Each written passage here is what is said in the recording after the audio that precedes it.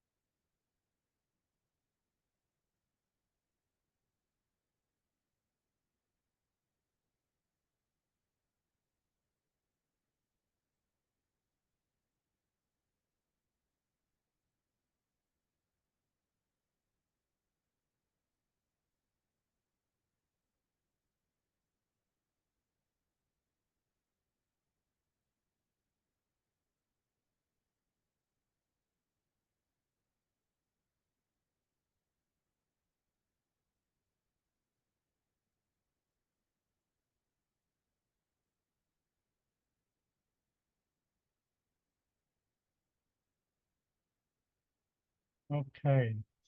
I think you're ready to start again. Okay, welcome back. Excuse me. One thing I didn't show you, which I will now, is the directory, the Google directory. So the Google directory, I think it takes you actually to that folder, summer 2025, summer schools. And in there you'll find a folder called materials. And we've just got day 1 and day 2. So day 1, for example, for all the files, there's some Python files, some slides, some PDFs. They're numbered. I put a number in front to show you the order I'm doing them in. So number 1 is welcome slides. You see these funny ones here? The funny little horizontal 8. Those are Colab files, and this is one of the advantages of using Colab is you can store your Python projects in your Google Drive, and actually you can just you can either double click on it or right click on it, and it'll tell you if you want to open it with Google Laboratory, right? So in a classroom setting, you can create all your scripts, put them into a Google Drive, give the link to the students, and say, right, now we're going to work on these scripts, and you can just tell them to right click, and it opens automatically into the Python environment. So very convenient. So excuse me. For some reason, these are different symbols. I don't know why, but the IPYNB is the extension for the Python notebook format. Okay. Normally, Python files are just PY, but these are IPYNB because those are the notebook. That just tells you it's a notebook. Okay. And then day 2 is sort of similar bunch of stuff. Hear about tomorrow, and then there's a bunch of cheat sheets. No, well, there's 2. Some cheat sheets I made for modeling in Tellurium. Okay, so if you could look at the Tellurium one, there's just two sides of a piece of paper, so you can print these or give them out to students or whatever, or keep them, keep them in your wallet just in case you need to know how to use Tellurium. So, okay, let's go on to the next. So the next topic is show you is introduction to modeling. So I don't want to spend too long on this, but let me bring this over. This is a PDF file. By the way, I'm using Sumatra PDF to do this. It's a very fast viewer for PDFs. Of course, Microsoft Edge keeps trying to make itself a viewer, but I resist. Anyway, so models of cellular networks, or models in general, in fact. So let's start off with, what is a model? So this is really modeling 101. Okay, so it says here modeling is something that helps us understand more clearly the observations we make around us. So, as I was saying before, you start with observations, right? And then you formulate a model or theory that tries to explain the observations we make. And we've been doing this, as I said, since we came off the trees in the Serengeti or wherever we were. And so, some big models are the Copernican model with the sun at the center, right? the germ theory of disease, central dogma of molecular biology. So these are all, big models that try to explain what we observe in the sky, what we see in disease, and what we see when we look inside a cell. So these are all big models. These are fairly, these can be depicted in various ways. You can depict the sun, earth, moon as a picture, right? You can tell somebody about it. You can write mathematical equations to describe it, or you can have a nice computer animation or simulation of the planets orbiting the sun, and you can do that with all the other models too. So models come in various forms, and at the beginning of a scientific endeavor, you often start off with verbal pictures, and then generally you move on to mathematics, and these days computer simulation. So that's generally the progression of a model. So it's a means to describe data. That's essentially what a model is, right? It describes data. Data on its own is pretty boring, but when you combine it with a model or theory, it becomes a lot more interesting. And yeah, this is why they're useful. They help organize our data. So if we didn't have models, we just have piles of data. But it helps organize our data, helps organize our thoughts. It helps transmit our thoughts to our colleagues, right, or friends. And amazingly, they let us predict the future, which I guess was the evolutionary advantage for humans to develop the ability to create models, was they could predict the future. They help us, and as a side effect, they help us how the system operates. If we can predict and we have a model, then it tells us something about why the prediction comes true. And then for the last couple of thousand years, it's helped engineers design and build new devices. I mean, without electrical theory of Boolean circuits and so on, we wouldn't be able to build computers. Right? Without a knowledge of statics and forces, we probably could build bridges and things, but we'd have to over-engineer them to stop them from falling down, as the Gothic builders in Europe did. But if you do understand how something works, you can be a bit more sophisticated in how you build stuff. Although I give the Gothic builders a lot of credit for what they did. Given the level of physics they understood, they were able to do some amazing things. So here's a picture of a model. All right, water cycle. These are great starting points for a model. You start with a picture. And here's a picture of an enzyme, which I borrowed from a textbook. So it shows enzyme action. So it's a nice picture. Now, as I said, one of my criticisms of textbooks is this is all they have. Although they're starting to throw in more quantitative theory, but in general, this is it. This is the degree of theory or models that you'll find in most textbooks. Yeah, and I can describe it in terms of text instead of a picture. I can say text binds to the enzyme active site, etc. I assume enzyme action.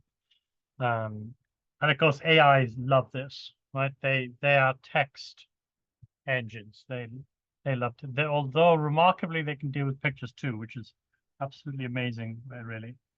If you gave them this picture, or if you just sketched it out with pen and paper and you showed it to them, they would realize that was an enzyme mechanism, which is quite remarkable. But anyway, all right, you can do it in text, but then you can do it in math, right? So why math? Well, because it's a lot more precise than a picture. It helps you formalize your underlying assumptions. Mathematics is a reasoning tool. I mean, it's built for reasoning. And so it has well-defined rules for manipulating math. And so that's why people love it, because you can use it to reason about things that the human mind finds difficult to do. And in the last century, in this century, of course, we have computers now that can perform numerical calculations using mathematical models. And of course, go back to this again. I mean, now with mathematics and computers, we have what's claimed to be artificial intelligence. There are lots of types of mathematical models. There's purely empirical ones like curve fitting, linear regression.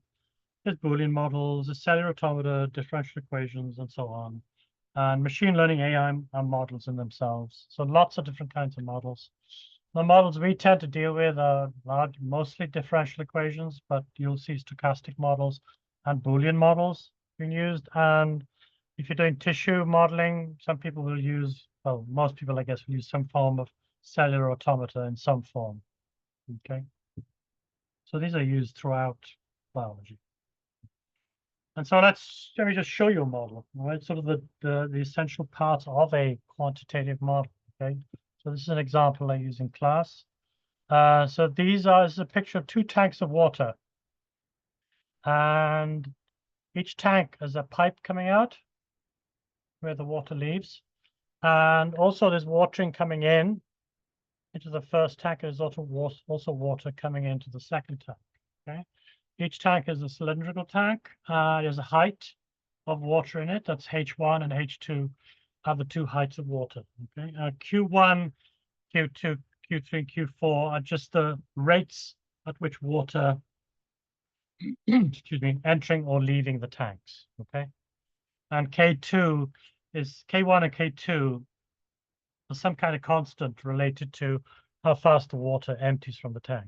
Right. So our objective, so this is a nice picture, right? Great picture. What I'd really like to do is predict the heights of the water after, 10 minutes. Or will the water overflow after an hour, right? So I want to make these, predictions, which could be useful. So that's what I want to do. And I can't do that easily from the picture. So I had to convert this to a mathematical model. So so in building any mathematical model, I will immediately start to make assumptions, right? So the kinds of assumptions I will make in building a model of water tanks is that mass is conserved as water moves from one tank to another. So there's no evaporation, no leakage. There's no little demon coming in and stealing water from the tanks. I'm assuming mass is completely conserved when it comes to water. I'm going to assume the external environment is constant. There's no temperature changes. There's no stray volcanoes or earthquakes. Everything is constant.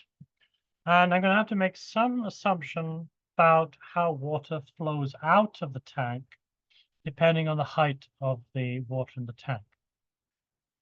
Now, I could make a really simple assumption that the rate of water leaving is just directly proportional to the height. And that is actually quite reasonable when the water level is quite low. But the minute the water level gets too high, you start getting, the rates start to get increasing and you start getting turbulence and so on. And that rule no longer works. And it turns out there's a different law, Torrielli's law, which is that the flow of water out of a tank of water is, strange to think this, but it's proportional to the square root of the height of water in the tank.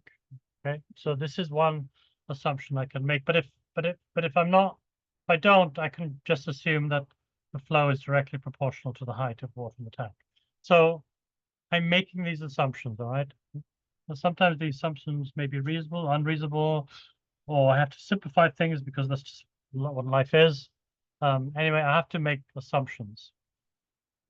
Now, once I have, come up with the assumptions and I have my picture, I have to start thinking of the kinds of quantities that there will be in the model. And in general, there are 3 quantities in any model. So first of all, there are the parameters, right? The constants in the model. And one constant is the diameter of the tank. I'm not going to assume the tank changes diameter magically. It's fixed. I'm assuming the temperature is fixed. I'm assuming the force of gravity is fixed. And I'm assuming this K is also fixed. That assumes, for example, that the pipe diameter is fixed. Whatever law I'm using to determine the flow of water, that assumes a fixed K. So these are fixed quantities. Okay. Then there are what are called the state variables. These are the things I will actually be observing to change in the model. And in the case of the model, of course, it's the heights of water. So I'll I can have a measuring stick and I can literally measure the height of water. These are my observables. Okay, these are what are called the state variables in the model. Yeah, in general, it gets a little bit more complicated than that, but for now, we'll just call it state variables. And then the other thing we often have are designated inputs.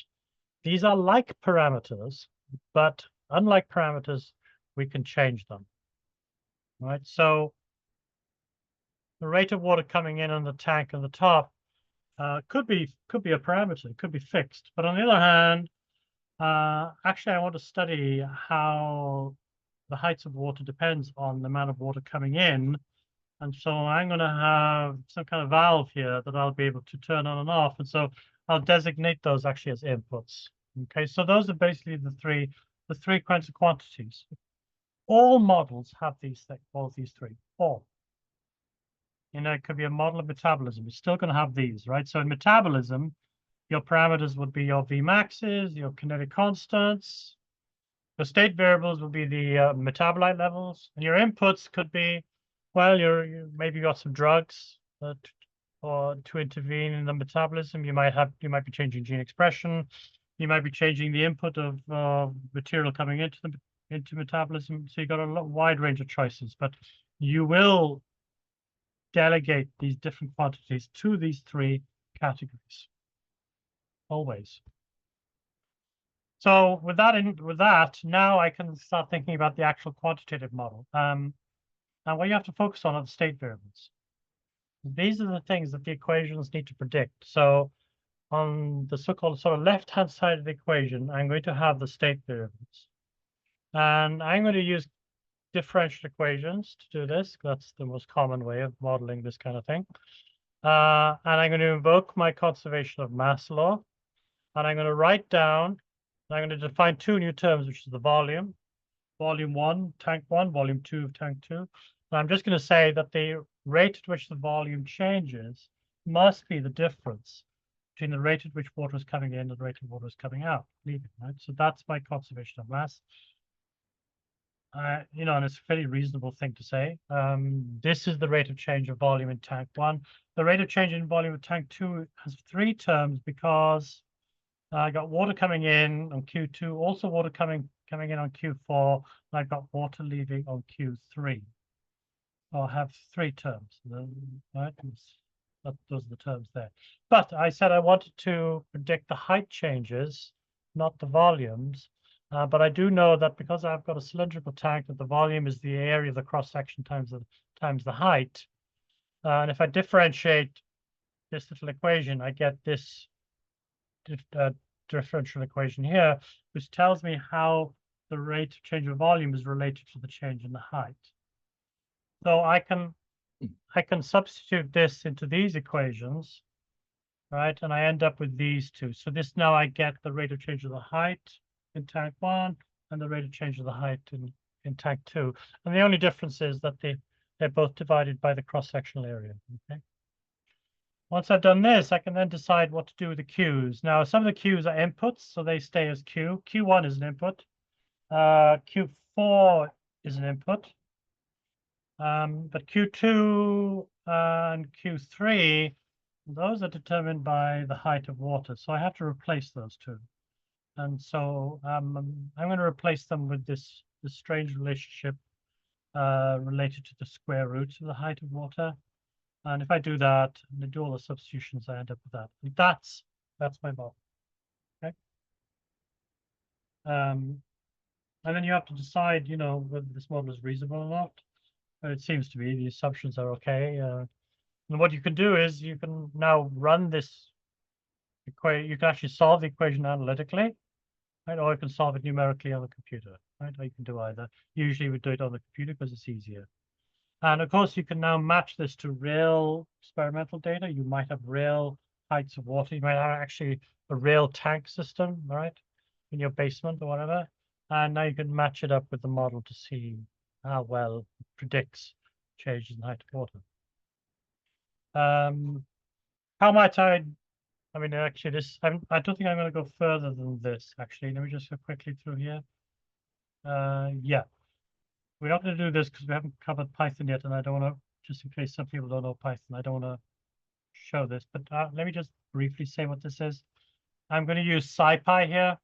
Those of you who know Python, I'm going to use SciPy to solve the differential equations. Now for SciPy, I have to input the model. This is how I input the model. And then I have all the constants and so on here. These are the differential equations, so on. And I return the rates of change. And then I write this code that actually, this bit solves the differential equations. Most of the code is actually plotting the graph, right? So, and if I do that, I get these two graphs. And this tells me, how the height of water changes with time, okay? So that's fairly easy to do. One of the advantages of Tellurium is you don't have to do any of this figuring out how to solve the equations, and you don't have to do any of this how to figure out how to write the model out. It'll derive all the differential equations for you. So you don't have to do any of that. And you don't have to do any of the figuring out how to invoke the solver. You don't even have to figure out how to do all the plotting. It'll do all that for you, okay? So we'll see that when we come to it. Oh, yeah, no, I won't show that. Okay. Well, let me just show you. That's what it looks like in Tellurium. Okay, so these are the two differential equations, inputs, simulate, plot, and I get the same plot. But let's come back to that another time. Now, the models we want to build, of course, are not tanks of water, but they're actual, maybe metabolism, signaling networks, gene networks, because we have to recast everything in terms of kinetics. And if you've done any chemistry, chemical kinetic chemistry, you'll probably know this. But here I have an example. Chemical A gets transformed to chemical B. Right, it could be fructose 6-phosphate getting converted to, glucose 6-phosphate getting converted to fructose 6-phosphate. Okay, something like that. And I can designate what's called a rate law for this. How is the rate a function of A and B? In this case, I'm just saying that the rate at which this reaction proceeds is directly proportional to the concentration of A, in which case it's equal to some constant K1 times A. So this is a very basic, probably the simplest equation you can use in a kinetic model, right? Now, if the reaction were reversible, and in fact the glucose 6-phosphate to fructose 6-phosphate reaction is reversible, you might want to model it this way, right? So these are like the in the tank model, these are equivalent to the Q's, the rate at which water was leaving the tank. That's what these are equivalent to. These are telling me how much A is leaving the water tank model, the water tank A and flowing into water tank B. Okay, so these are the rules. If the tank is reversible, so they're on the same level and water can flow back and forth, then I might invoke this reversible one. So this is just telling me that the rate from A to B is just this forward rate minus the reverse rate. So that's basically the net rate. So these are two really simple rate laws that you can use, and we'll be using these a lot in the examples. Okay, we'll be seeing these again. Now, in general, you may have these. Right now, you want to construct a model. So let's say I have a very simple reaction, something making species X, and then something else consuming S. All right. Just like the tank model, I'm going to assume conservation of mass. And I'm going to say that the rate of change of this chemical species X is just the difference between what's coming in minus the difference of what's leaving. Now, if I have lots of things making S and lots of things consuming S, I will have this more general equation where it's the sum of all the inflows minus the sum of all the outflows. Okay, so that's how you would build. Now, with Tellurium, you don't have to do this, but it's good to know what's happening, under the hood. But basically, it's invoking conservation of mass and then putting everything together to form these differential equations. Okay. So for, a system like this, so this is quite a little simple one, but you might have a more complicated system like this, which is a branch system. So I have two branches here, a branch at S1 and a branch at S2. So stuff is coming in here, and then it reaches S1, and then some of it leaves, some of it goes on to S2, and some of that leaves, and the rest of it leaves, the down reaction. And we can write down the differential equations like this, just like the tank model. I start S1 and S2 are my state variables, okay? And then I'll just describe how those state variables change. So in this case, S1, V1 comes in, that's positive. And then the two V2s, V2 and V3 leave. So it's minus V2, minus V3. And then for S2, I reuse V3 now because V3 is coming into S2, but it's leaving at a rate V4 and V5, so I have minus V4, V5. So you can imagine for a very complicated network, I can build these differential equations up. And for the V's, the individual V's, I'll swap in whatever's the appropriate rate law, okay? And unfortunately, there are hundreds of these rate laws, which is part of the problem, but we'll stick to some simple ones. So what Tellurium does, it'll basically take this and give you internally this. Now you can ask it for this, of course, but that's not really important so much. But you can ask it to sort of run a simulation of this network. Let me show you a little bit more complicated one. Let's show an example, which is why Tellurium is useful for this. Here's three reactions. So I have species A, X, Y, Z, and B. So A combines with X to form two molecules of X. So somehow, X is maybe some kind of catalyst where it's converting A to another X, right? It's sort of autocatalytic, I guess. And it's producing 2X. Then X combines with another thing called Y to produce Z, and then Z breaks apart, releasing Y again, but another little product. So this could be my three reactions, and they have three rates. And the task is to come up with the differential equations for this system. So these are they here. So I've got 1, 2, 3, 4. I got 5 state variables. So A, X, C, and B. So let's see if we can write these down. So I start with A. Now you notice that A is only used in one of the reactions. That's the first one, and it's getting used up. So A is disappearing, and it's disappearing at a rate V1. So here we see minus V1. Okay. I'll do the easy ones first. Okay. Y, that's disappearing in the first reaction, but it's being made in the second reaction. So it's disappearing at a rate V2, and it's reappearing at a rate V3.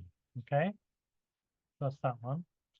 Let me go to B because that's the next easy one. B is only being made in one reaction here, and it's being made. There's nowhere else is it being used, and it's being made at a rate V3. So dB by dt is just V3. Let me do Z next because that's the next easy one. X is not so easy, but Z or Z, depending what part of the world you come from. Z is being made in one reaction, gets used up in another one. So it's being made at a rate V2, but it's disappearing at a rate V3. Okay, so those are the first 4. The X one is requires more thought because X is being used and made in the same it's being used and made in the same reaction, and also is being used in the second reaction. Let's do the second reaction first. It's being used by the second reaction at a rate V2, so I got minus V2 there. The odd one is the first one because it's getting used and made. So what I could write here is that it's being used at a rate V1, but it's being made at a rate of 2v2. Sorry, we start it again. X is being used up at a rate of v1, but it's being made at 2 times the rate of v1. So I have minus v1 plus 2v1 gives me v1, which is why I only have a v1 here. Okay. So this is this kind of place where it's easy to make a mistake when you try to formulate these differential equations, or even on these other ones, you may miss out one of the reactions. And if somebody adds a new reaction, or they start, editing an existing one, you're going to have to go through the differential equations to make sure you get them right. The advantage of tools like Tellurium is you don't have to worry about them. Right? You can literally type in this stuff, and it'll work out all the equations for you. You can add a new reaction, take one away, add a new species, and you don't have to worry about the differential equations. It derives them all. Okay. Now, I gave you these simple rate laws here. Of course, these are the simplest, and they can get a lot more complicated. We're not going to go over all those, but I'll just show you a couple of them. Those of you who've done any biochemistry and molecular biology, maybe you might have been taught Michaelis-Menten kinetics. Here is the irreversible Michaelis-Menten kinetic equation. This describes the rate of an enzyme catalyzed reaction. Has 2 parameters in it, the Vmax and the Km. This is irreversible. So this is converting S to product P, and this assumes it's irreversible. This is not a good one to use in your models unless you are absolutely sure your reaction is irreversible. Most reactions in cells are not irreversible. And in that case, you have to use the reversible form, which is a little bit more complicated. And it includes the product as well, P. Okay? Now, what's the point of the irreversible one? Well, it's a nice simple model, Michaelis-Menten kinetics, but it finds uses in enzyme assays. I know, all those tests you do in hospitals. If you get a glucose test, it relies on the irreversible Michaelis-Menten equation. Okay? Because the assumption is that during the test, there's hardly any product, and so we don't have to worry about the product, and so this is good enough. Okay. Now, in the cell, there is always product, because if there's no product, you can't do the next reaction. So there's always product. And so if you're building metabolic models, it's always a good idea to start with the reversible one, unless you know for certain it's irreversible. Right? Now, there are some that you can treat as irreversible, but most of them you can't. For other kinds of models, non-metabolic ones, gene regulatory models, there's a different set of rate laws for those. These are what are called Hill equations. They're similar to the irreversible Michaelis-Menten one, but it has a power to the n, right, which is sort of the Hill coefficient. And what this does, I don't know if I've got a plot here, no, but the irreversible Michaelis-Menten one looks like a nice monotonic equation, sort of climbs slowly, then levels off. These Hill-like equations, they have a twist in them. They have a sort of S-shaped shape. You have an S shape. Okay, and that reflects the fact that they show some what's called cooperativity, and you often find that kind of behavior in gene regulatory networks. And there's 2 kinds. There's the activatory ones and the inhibitory ones. They're very similar. The inhibitory one is effectively just an upside down S-shape curve. That's all it is. And we'll be looking at some of these when we do some exercises. Okay, so there's a whole bunch of constants that go with these, and part of the problem is determining what these constants are. Okay, and so there's 2 ways to do that. You can try to recharacterize the enzyme, let's say, under physiological conditions. You re-estimate the Vmax, the Kms and so on, or which is the best way to do it, by the way. Or you try to do some parameter calibration, which we'll cover tomorrow. And then you can estimate these values by optimization techniques. Okay. The other thing I want to mention, and we'll be looking at this live, right? We'll be doing models and we're looking at this live, is the other thing is the steady state. So I'm going to mention it here, but we'll come back to it again. But most of these systems, like this one, or this other one here, if you wait long enough, they reach what's called steady state. And you can see this actually in the tank model. Even the tank model reaches this thing called a steady state. And this is where the heights of the water or the concentrations of the species stop changing. Like everything levels off. The reason why everything levels off is because the rates, let me go back to the picture, the rates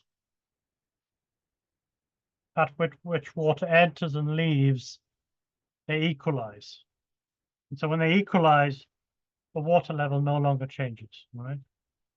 And they equalize in this case because, well, the water coming in is a fixed amount per time, but the water leaving slowly increases as the height of water increases. And eventually it reaches the same level as the rate of water coming in. And at that point, the water stops changing. The height stops changing.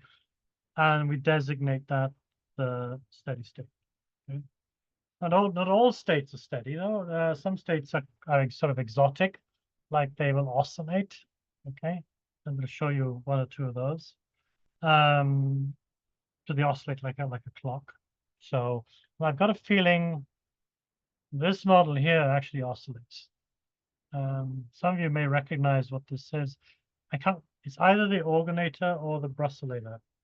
I can't remember now which one it is, but this is it's a hypothetical model. It's a conceptual model, and it basically oscillates. It oscillates due to this catalytic effect here. Okay. So I just wanted to mention steady state. Okay. All right. That's it for that's my basic introduction to modeling, and you can go back over the slides and look at it. There are a bunch of textbooks you can buy online and stuff. We'll learn more about modeling. We have no questions. Why don't we dive straight into Python? So let me get rid of this. Let me go back to this.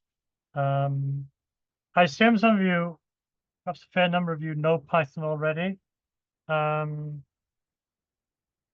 Just from the screen I'm looking at, I can see about 20 of you. How many of you maybe could put your hand up if you know Python?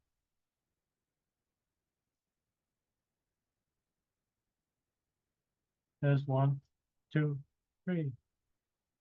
Yeah, yeah, they come on. Yeah, there's probably a fair number of you who know Python. Yeah, great. I mean, to be honest with you, anybody who's doing computational biology or any computational science needs to know at least one computational language, which could be Python, but it could be R, it could be Julia, whatever it is. Okay, great. Yeah, there's a good number of you who know Python. So some of what I'm going to show now might be stuff you know. So if you get bored, do something else, I guess. Check your email. Or ask annoying questions. Ask annoying questions. Yeah, that's a good one. Yeah, like, I wouldn't do Python like that. Something like that. I mean, I'm a reasonably good Python programmer. I'm not a super expert, but I know enough to be dangerous. So I've written some very big Python apps, but I wouldn't say I don't know all the ins and outs of Python, but I know enough. Okay, so I'm going to use this slide here, number 5. Don't forget to share again. Oopsie, let's share again. Yes, thank you very much. Good. Maybe you can telling that. Here we go. So I'm in the materials day 1, and I'm going to look for number 5. Number 5, which is this one. And if I double click on it, it should start Colab immediately, and it is. Okay. It's starting up Colab. So here I'm just going to do raw Python. Okay, I'm not going to do Tellurium or anything. There's a couple of things here we don't need to know actually. But let me first start. Let's start with this one. So you notice for a start, there's lots of cells. Okay. Oh, the hell, where did this come from? No, did I have the handwritten thing here?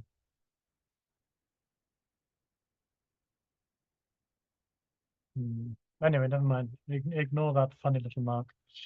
There are lots of cells here, and each cell has a little fragment of Python. I mean, cells can have lots of Python in them, or they can have only a little bit of Python in them. Doesn't matter. So this is the first line, right? Welcome to 2025 Cell Modeling Summer School. It's probably not so much of a hackathon this year. So there.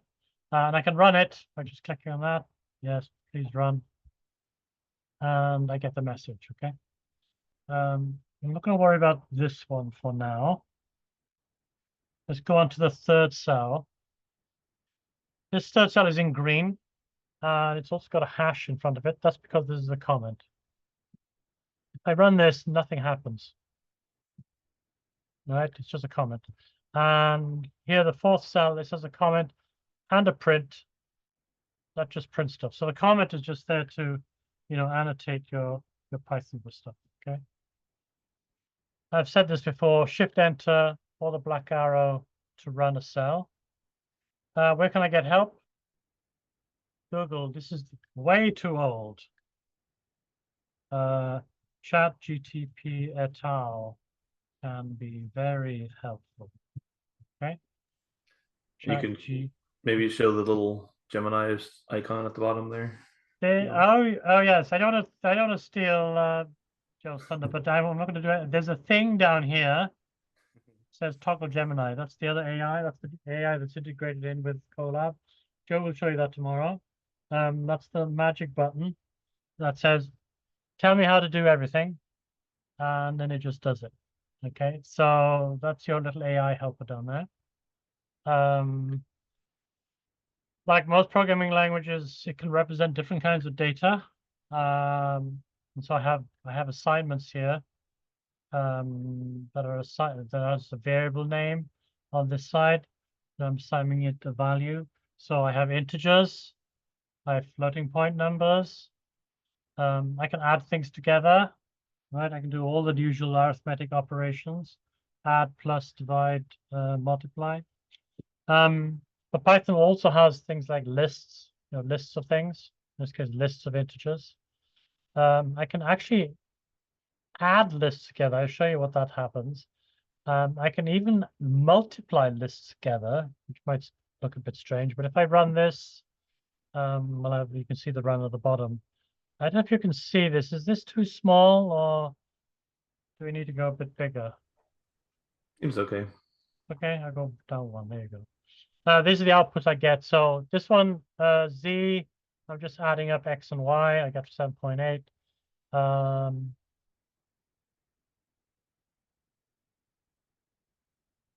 Yeah, and then what's the 5 come from? I'm printing out the integer. Here, so the adding of lists is interesting. It basically joins them together. It doesn't add up the numbers, okay? It joins them up, joins the lists together. So I get 1, 2, 3, 2, 3. So 1, 2, 3 is joined to 2, 3. It doesn't literally add them. It actually what's called concatenates them. The multiply is the same, actually. It doesn't literally multiply them. It just says make 10 of these things, put them together. So I get a list with 10 things. If I put 3.15 and I run that, I'll get a list of 10 pies. Okay, so that's what it does. So some of these things will be useful, right, when we come to do some modeling. This one will be very useful for you. Let's say I want to create a list. So one way to create a list is simply just to type it out, but that can be very laborious if the list is very long, or you want a particular kind of list. And so there's this special Python method here called range. And what that does, it produces a list with entries between 0 and 10 in steps of 2. If I run this, which you can see down there, that's the handcrafted one, 1, 2, 3. But the range one, it doesn't include the last digit, 10. It goes up to 1 just before. So in fact, let me do just 1. Let me just do 1. If I run this, I get 0 to 9. So that's 10 things, okay? 0 to 9. and if I do the 2, I get 0 to 8, 0, 2, 4, 6, 8. If I do the 3, it'll do every third, which happens to be, you know, up to 9. But it doesn't include 10, right? Never include 10. So that's very, very handy method to have. You know, lists are used a lot in Python. You know, they're as important as, you know, integers or floating point numbers. So you need to be able to work with them a bit. You have the power operators. The odd one you'll discover is the power one, the power operator. It's not 2. You might have thought it was 2 if you were a sensible person. You would have typed 2 hat 3, but no, you don't want to be sensible. We'll do 2 star star 3. So it's a really super version of multiplication. It's 2 asterisks instead of 1. I'm not sure where this came from, but I think Fortran uses it, and it might be Fortran legacy. I don't know. But anyway, that's how you do a power. Okay, so 2 to the power is 8. 2 to the power of 3 is 8. All right. You can do you know, doubles up here as well. So 2 to the power of 3.45 and so on. Printing. So I just showed you some printing. You can print messages, but you can print anything. And you can print lots of things at once if you just separated them with a comma. So here, lots of things, including a power at the end. Okay, so I can run that. I get that. Let's see, 2 to the power of 4. Should get 16. I get 16. Okay. Variable names. You know, I did a no. Well, it depends. These can be useful, but single letter variable names. Some of these can be quite reasonable to use, like X and Y. Z can often means coordinates to most people. All right, so that's reasonable. But often you will use longer variable names for obvious reasons, because you know you want to describe what the variable is, and you can have long variables in Python. So my number, my string, whatever you want. Okay. The other list that I should introduce is the Boolean from Mr. Boolean himself. That's represents true or false. Okay. Which you can interpret in different ways. You say, you know, it means yes or no to me, or black and white, but it's basically true or false.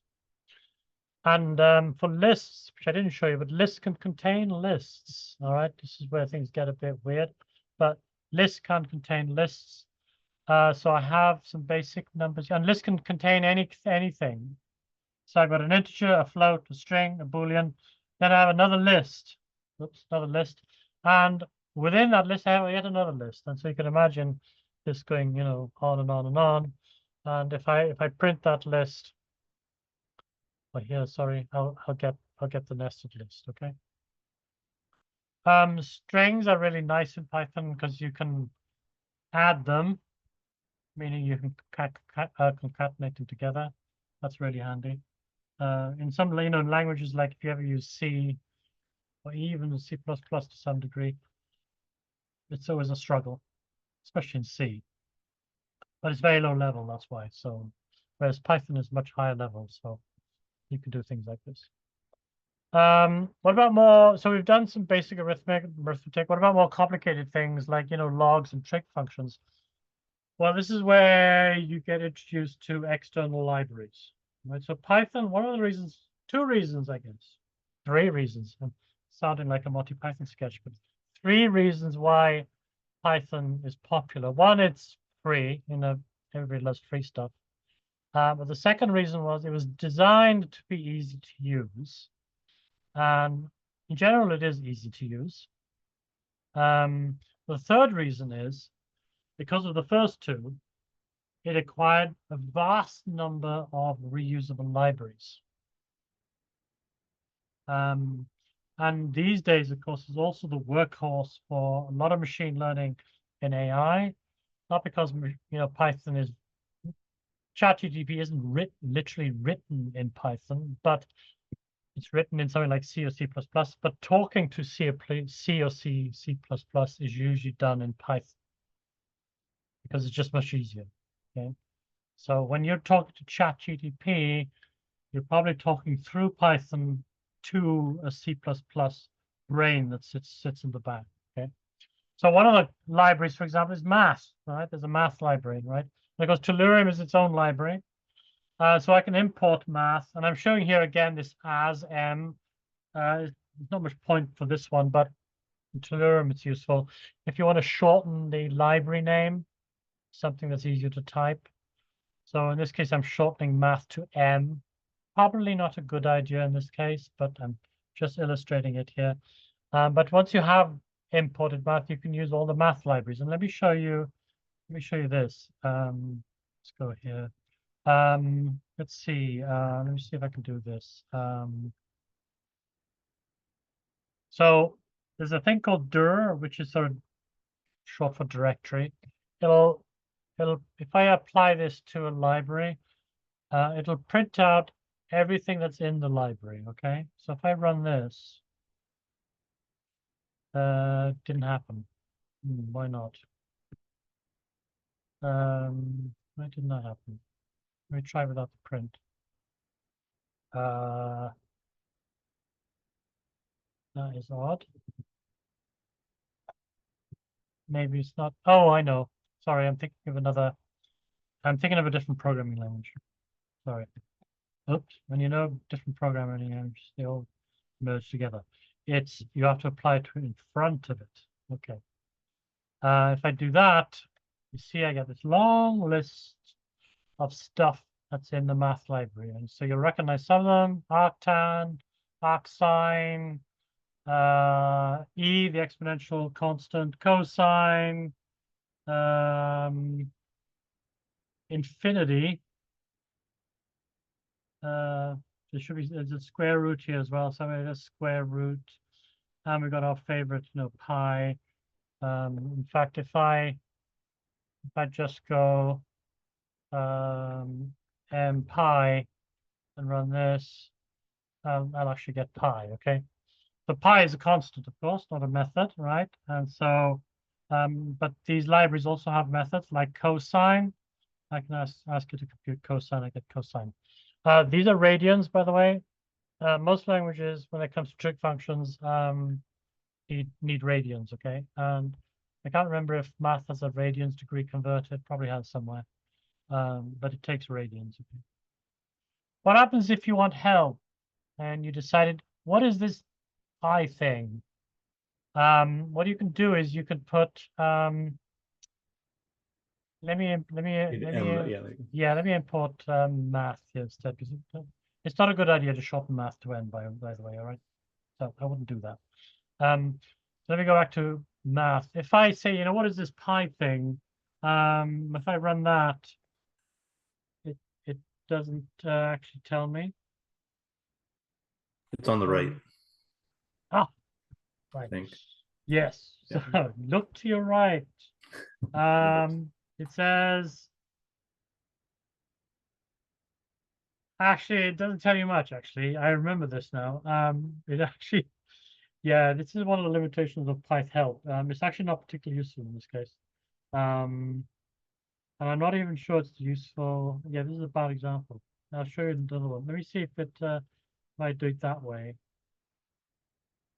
Yeah, what it's giving me help on is not the nature of pi itself, but the value that is being stored, which in this case is a floating point number. Okay. So if you've got a constant, you're not going to get much help on it. But if I have pause, I put a question mark in it. Now, I mean, the help is not exactly extensive, but it does tell me it returns the cosine of x, but it does tell me measured in radians. Okay, so if you want some help, you can either put a question mark in there, or you can actually literally I think you can just type help. Help me, and it'll actually, now it prints it here. Okay, it tells you it's cosine. All right. Okay.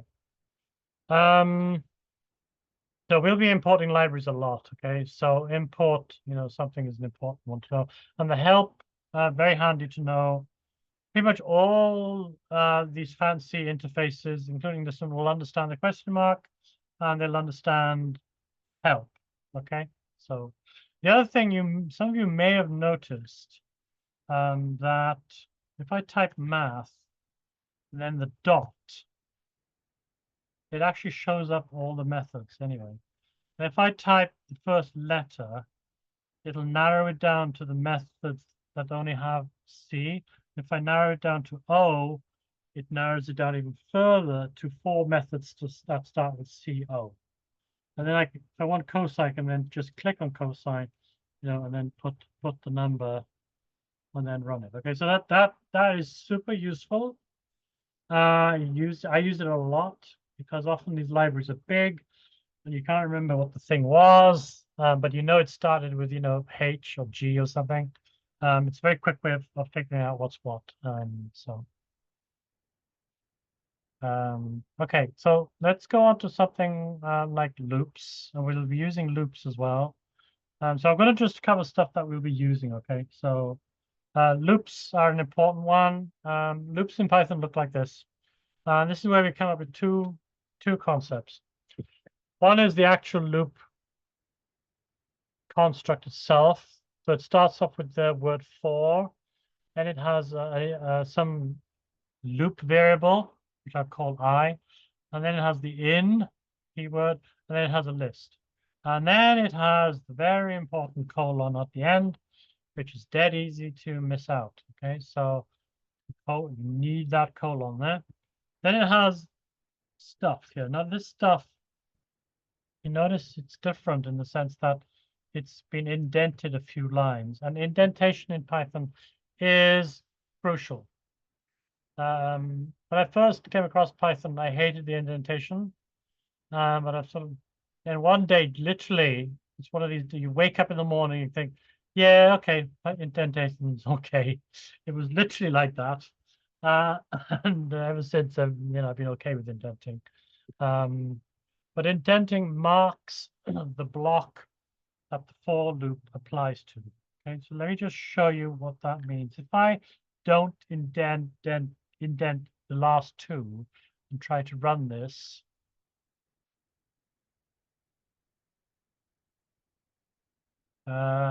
what? Yeah, printed everything and then it printed. Oh yeah, you're right. Yeah. I have to stare at them for a second. Yeah, so it's printing what the loop does, it picks out each element from the list one at a time, gives it to I, and then you've got access to the I in the loop. And I've only got one indented thing here. And so the loop will go on for 8 times because there's 8 things in the list, and it'll print out 1 to 8. And this is what we see here: 1, 2, 3, 4, 5, 6, 7. These two are not indented. They're not part of the loop, and they will literally indent. They will print the last number that I had, which of course is the 8. So it's 8 times 8, and 8 times 8 times 8. And so it literally prints 64 and 512. If I were to indent the second one, that means that both these two now are part of the loop, and we'll get a lot, a longer list of stuff. And if I indent the third one, I'll get an even longer one here. Okay, so the indentation is really, really important. It's the kind of thing that novice students, new students to Python will miss. So anything you want to be part of the loop, you must indent. By the way, if you want another loop, you can indent that. That's even further deep inside the loop. So now we have a nested loop, right, with J, and that just gets even longer. Okay, and this nesting can be as deep as possible. The indenting can be deep as possible. The important thing about the indenting, though, this indent here in the print has to be exactly the same for each print. I can't do this. That's a no-no. If I do that, it'll probably complain. Yeah. An indent does not match outer indent, right? So when you indent, always indent to the same level for a particular level, okay? The other indents can be different, right? I'm allowed to do that, right? But within an indent, they has to be the same. Okay. I know that those of you who've done Python before, this is all, not new to you, but we need to go through this. So So this is just basically saying what I said before. This one, because I do teach, we teach, Joe Hellestein and I teach a little bit of intro Python. The thing that I notice that students, forget is the colon. So don't forget the colon, all right? It's got to be in there. Okay. Okay, so this is where the range, remember we came across the range method before? This is where the range really comes in useful for loops. I can use range. Before I had range, start, end, and then the gap. You can actually just have one number in here in the range, and that'll actually generate a list automatically for you from 0 to 10 minus 1. And so if I run this, I'll literally get that list, okay? Now I'm doing something funny here with the print. That's only because if I try to print out the list on its own, it'll just tell me this is the range 0 to 10, right? You just can't be bothered giving you the list because it just doesn't want to do the computation. What you have to tell it, this is an actual list. I really, really want to see it. And you have to do that. Okay, so that's all that is. It's still a list, whether you print it as a list or not. It's still a list. Okay. The other thing to note, the list starts at 0 as well. Okay. So here's a little program. Sum all numbers from 0 to 9. So I'm going to put a variable start at sum equals 0. I'm going to start a list from 0 to 10. And I'm going to add the number in the list to the sum each time. Then I'm going to print the sum and, hey presto, I get the number 45. Okay. All right. So that's what I get. Now I can do more complicated lists. We saw that briefly. You can add extra arguments to this range and you can get complicated lists, as you wish. So, and here's another one. It goes 1 to 10, 1 to 20 in steps of 2. So it starts at 1 now, goes all the way up to 19 steps of 2. Okay. Here's another one, a little bit more complicated. I have an extra statement in here. I'm just showing the loop variable at the same time. I show the sum at the end as well. So. I mean, I think you'll agree, probably, even if you've never programmed before, this is not too bad for a programming language, which is why Python is pretty popular. It's pretty reasonable, readable. You just have to remember some things like the colon, the indenting. But after that, it's, you get the hang of it, okay? We won't be doing if statements, I don't think, but let me just have a quick look at it. So it's just if conditionals, if something, then something, right? Again, we have this keyword if in front that starts the if statement. And again, we have a colon, right? This kind of thing is very simple. You see this again and again. There's the colon at the end. And then there's the indenting, right? So you see is sort of common pattern here. The if, of course, has an else. If a is not greater than 7, then else. So I can run that. And the else itself has a colon, okay? So, and I got some things to note out here. One thing to bear in mind is the equality test. How do I know if something is the same as something else? You have to be careful here because, floating point numbers are not precise, not exact, because the computer can't store them exactly. So doing equality tests on floating point numbers sometimes works, sometimes doesn't. But for integers, it will always work because it stores. So this is an integer 4. It can store the 4 precisely as 4, right? Because it doesn't have to store 4.5 or whatever. It can store the number precisely, and then the equality can be done precisely as well. Now the equality you might have thought to test is something equals something. You would go if x equals 3. No, you can't. And it's actually giving you a little squiggle down there. It's saying that I'm not quite sure what you're on about here. That equals sign actually means assignment, not equality. All right, it's actually an assignment. Those of you who've ever done Pascal actually distinguishes these by saying They're using like keeping equals as the equivalence test and colon equals as the assignment. But in most other languages, equals is assignment and double equals is equality. If any of you have learned C, you will know that this is probably one of the problems in your life you had at that point in remembering to put double equals or single equals, because C was notoriously bad at letting you know what was going on. And you had to learn the hard way to always make sure you do double equals. Python will be a bit more easier on you. But if you're going to do quality, double equals, okay? I won't show this, but we've got the usual equality, the comparison operators, and you have the Boolean operators and or not. What I like about Python is the Boolean operators are written in English, not as cryptic symbols like most languages do. All right, so that's nice. There's a very complicated comparison.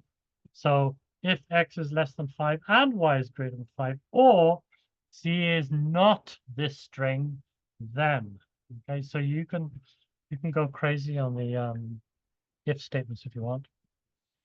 And I keep emphasizing this, don't forget the colon.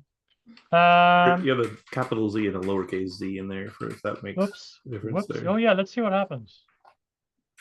Yeah. Now, you notice it didn't complain. Does anybody know why? Because I've got a capital Z here and a little z there. What's going on? Because if I do, let's do W and run it. Okay, not W. Snow.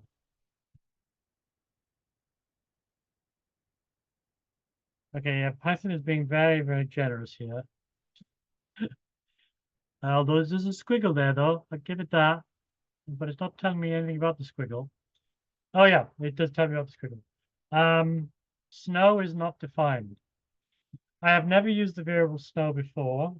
And it's warning me about this.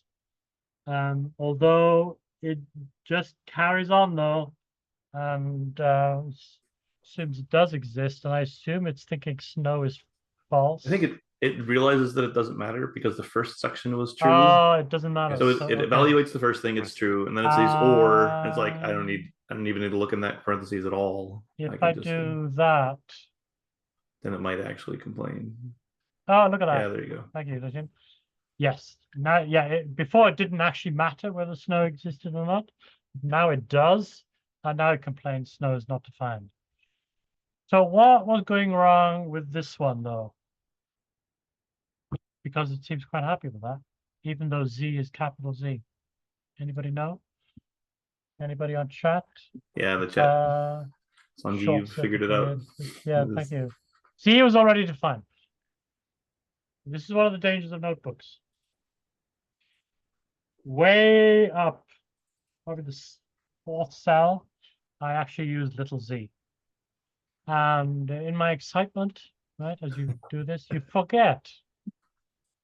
And you have to be careful when you use notebooks, I think, because, and I've seen this happen before with graduate students, not mentioning anybody, that you can make a mistake and you don't realize that some cell has been already run and is now giving me, odd results, or it should have been run again to update something. Now there is this run all.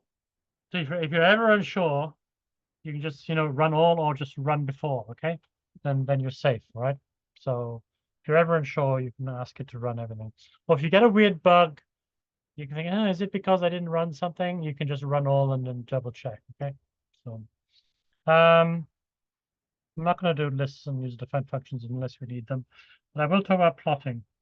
Okay, plotting is sort of the bread and butter of most scientists and engineers, so we need to know a bit about plotting.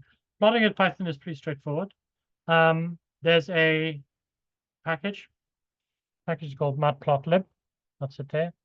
The only difficulty is you have this entire thing here you have to type,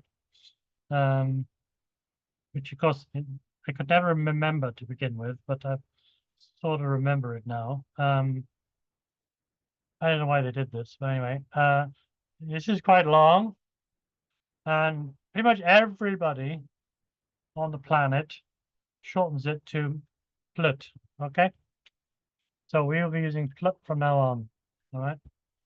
So, but you do have to remember this long thing, though. Okay, so Google AIs will tell you. Can't remember. Okay. So let's plot some data. So plut.plot, and you just give it two lists. Actually run that import line. So there you go. Oh yeah. Now I can plot. See, there you go. So it takes two lists: the X list, the Y list, and there you go. You plotted it. All right. The default is to plot lines, as you see here. Gives you axes and so on. Let's do something more interesting. This will bring in another package called NumPy. This is really a big workhorse for most computational biology or any computational work in Python. It's NumPy. It's basically a really fancy array package. So you notice we've been talking about lists. Lists contain anything. They contain, they can contain other lists. And so they're not really super efficient for doing, matrix calculations or heavy work on arrays of numbers. So a group came up with this thing called NumPy, which is really efficient at handling, arrays of pure numbers. So this is really one of the big workhorses for Python is NumPy. And pretty much everybody shortens it to NP, okay? Right, so if you ever want to use NumPy, shorten it to NP. And so one of the things I'm going to use in NumPy is this thing here. So NumPy has a ton of stuff in it. It's a huge library. But one of the things it has is random. And attached to random is a bunch of methods for generating random numbers. And this thing will generate random numbers. In fact, let's import it. See, this is telling me it doesn't know what it is. So I need to import it first. Let's import it. Now I can do that. That doesn't tell me anything because I need to, let's print out Y. See what it is. I run that. I get 10 random floating point numbers between 0 and 1. Right, so I get 0.9, 0.9, 0.2, 0.8. So it's good for generating random numbers. So I'm going to make that my Y-axis. I'm also going to generate an X-axis, but let's do, that should be 100. Let's do that to 100, okay? I'm going to generate 100 random numbers of Y, and I'm going to generate 100 X values that go from 0 to 99. Well, actually, I've done this down here. I've done it again. So then I'm going to plot the X versus Y. And I get basically a random, plotting all the random numbers are generated. And of course, each time I run it, I get slightly different plot, of course. Okay. All right. But you're telling me you don't like the color. You're right. Let's try red. So I can put in here red in quotes, single quote, no single quote. And I get now different red numbers. Okay. And you're saying yes, but you really should put your data points on this. Okay, let's put the data points. And I can specify a marker. The markers are, this is a little circle, and I do that, and I get, markers. But somebody's saying, I really don't like red because I'm colorblind, so I'll do purple. Nope, there is no purple. Sorry, you're still colorblind. You're going to get green, okay? So, but there are lots and lots of colors you can pick from, okay? If you're colorblind, don't pick red or green. And there are lots and lots of different markers too.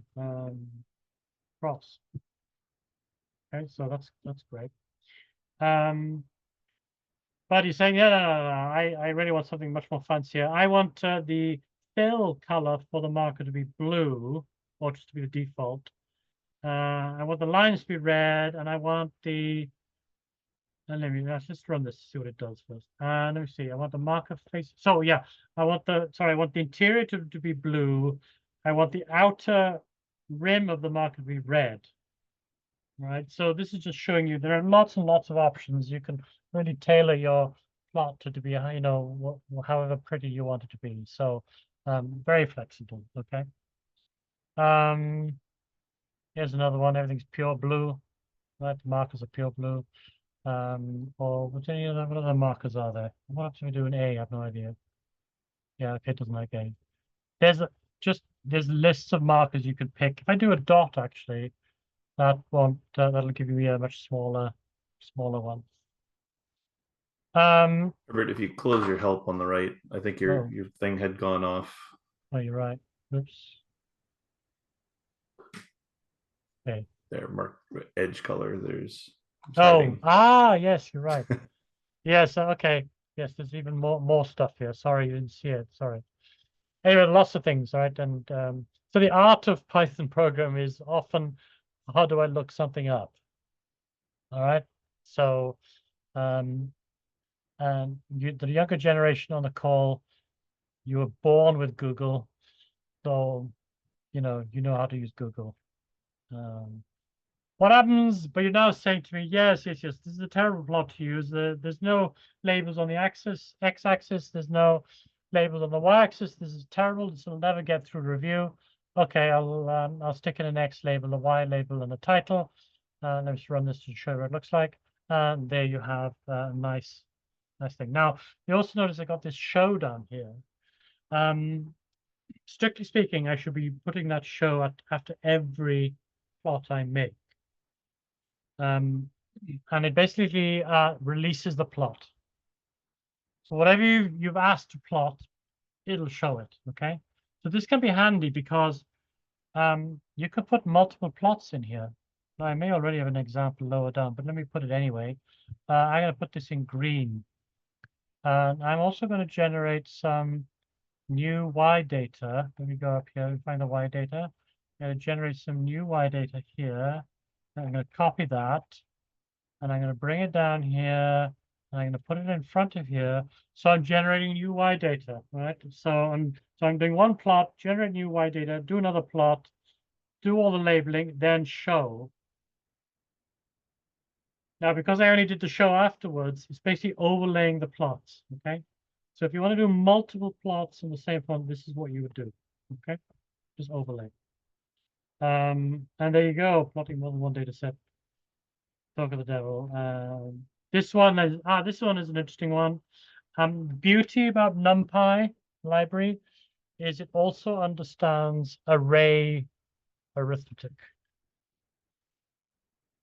So normal arithmetic, 1 times 2 plots literally 1 times 2. But if you have arrays from NumPy, it knows how to do array arithmetic. So it'll do what's called vector operations. And then that's what I'm doing here. I'm producing, what am I doing here? So I'm generating X as my X axis. Then for Y, I'm generating X itself, which will be a straight line, but I'm also telling it to generate X squared, X cubed. And because X is a NumPy generated array, it knows how to do the vector operation on X squared and X cubed. And so when I do run this, I get the plots. Very handy for plotting functions, okay? So if you want to plot, just to show you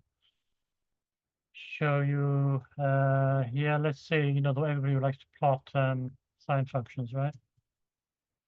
Now, this is going to look a bit weird probably because this is in radians.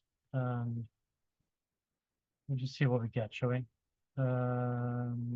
Oh, here's a lesson. If you want to do vector operations, you have to use the NumPy trig functions. And when I do that, yeah, well, I get the sort of start of a sine function, okay? So very handy, okay? Oh, here are the list of colors, right? So if you want different colors, yellow, black, cyan, so on. This is talking about the show. Don't need to show that again. And that's it. I think that's all I need to show for now, right? So you got some basic Python, your basic plotting. For modeling, you can do tons with just knowing this, okay? You can do lots. So you don't have to be a Python expert. You don't have to know the ins and outs of Python. You can do a lot. So this then takes us to number 6. So why don't we try to do some modeling, right? So this is the last thing we'll do before lunch. Let's actually do some modeling because this is what you're here for. We're gonna have 2 sessions on this as well. Lucian's gonna do a more advanced one on modeling at the end. I'm just gonna do some basics, okay? And we'll introduce Tellurium as well. So that should be Tellurium. But we'll do more in the afternoon as well, okay? So let me go back to my slides here, and it should be number 6. Okay, so it just starts up with the notebook. Here we go. Now, this is a new session, right? And it looks as if everything is all ready, but it probably isn't. So I'm going to run the install anyway. Okay, so if you want to run this, make sure you install because it's a new session and it will have forgotten all about the old sessions and you need to reinstall it, okay? And here it goes. All right. If you want to, do I do any checks down here? No, if you want to do a double check, if you want to check, oh, one thing we have to do, of course, is wait till it comes up with all this, wait till it stops, then runtime, don't forget this, restart session, okay? Then you're ready to go. And if you want to check, make sure, if you hover down near the bottom, you can do the plus code. They'll give you a new cell, and then you can try importing it. And if that import works, you're good to go, okay? Yeah, no complaints, all right? So that's good, all right? Okay, so restart the runtime after running the cell above, okay? That's just a this just shows you, this actually an example here is a figure of embedding other stuff in with the code, right? This is a bit of text, right? This is a text cell, and it has some text here and an image, okay? So very useful. And then I got some subtopics down here that we're going to talk about, right? All right. Let's start here, okay? So I mean I've imported Roadrunner already, but you can do it as many times as you want. Doesn't matter. So I've imported Tellurium. So this piece here is a sort of minimal, it's not quite a minimal, but it's a pretty small model that shows you how to build a very basic model with Tellurium. Okay. So one of our claims that we make is that apart from the import bit, you can load, run, and plot a model in 3 lines. Okay. And maybe I'm stretching it a bit here, but that's 1 line, that's another line, and that's the other line. Okay, so 3 lines. Okay, so the 3 lines are loading the model, running the model, plotting the results. That's it. Okay. The longest bit, of course, is loading the model, but you could load an existing model, right? You could load an sbml model from biomodels. You have a model already on your hard drive somewhere that you want to load. But I'm going to create a new model here, and this is basically the model, just that line.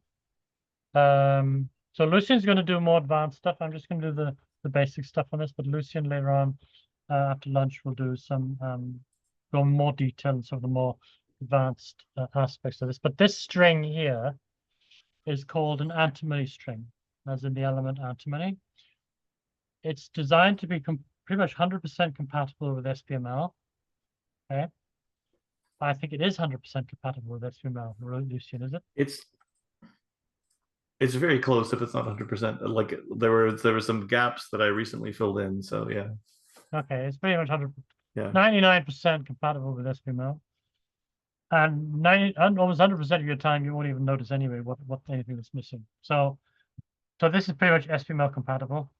In fact, if you load an sbml file, you'll get this. Okay, so All right, so, oh, I don't want to show you the plot yet. So what we've got here at the beginning, we have a reaction and we have the rate law. Notice, no differential equations, okay? In fact, sbml itself doesn't, its basic operation is not differential equation based, okay? It basically just lists reactions, species, rate laws, constants, and so on. And here it is. So I have a thing called G6P, which I'm sure some of you can guess what it is. And I have a thing called F6P. So that's glucose 6-phosphate, fructose 6-phosphate. That gets converted one to the other. Use this little arrow thing here. I have a semicolon, don't forget that. Then I have the rate log. Now the rate log could be simpler than that, actually. In fact, let's just make it simpler. That's the simplest possible rate law you could find, okay? So that tells me that the rate of this reaction is directly proportional to the concentration of G6P. Then I do some initialization, initialize the constant. I have a comment here that says, I'm just reminding myself, you know, I'm a modeler, units here per second. I can remind myself here saying this is in micromolar, if I wanted to, right? I initialize those. Then I run a simulation. I actually don't even need to have that. I just have that. Actually, I don't even need to have that. And then I plot. So if I do this, I get that. Okay. So it's plotted. What it's done is it's looked for all the state variables, in this case, FG6P and F6P, the things that change in time, and it's plotted those as a function of time. That's it, right? Now, what you've noticed, so there's two on here. It's also made two different colors and it's put a legend up.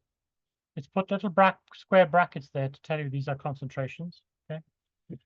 You'll notice that it only goes from 0 to 5, which looks in this case not to be long enough. So why don't I change that and say go from 0 to 15? That's what those arguments are. You notice it's popping up here, some information for me. It's saying start, end, and is an optional points. So let me just do that, run it. Now it's a bit longer. It's still not long enough, really.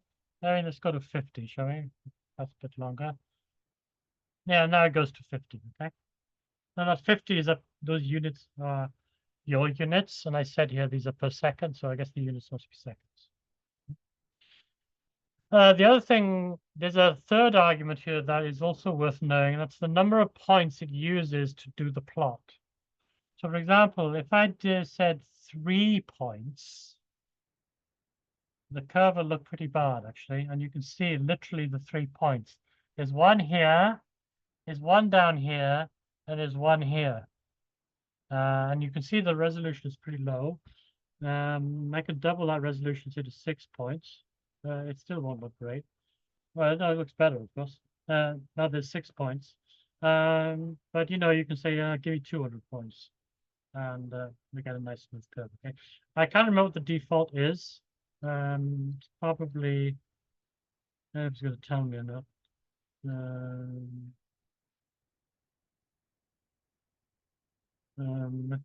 Oh, here it goes. Here it goes. Default is 51 points.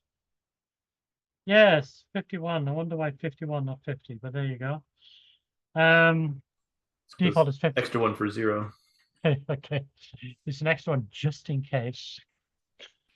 But yeah, 51 is the default, and of course 51 gives you, nope, not 51. 51 is the default, just to show you that's, you know, nice and smooth, okay? So you normally just have to do that, okay? So, if you want to have people look at the results of those, you could.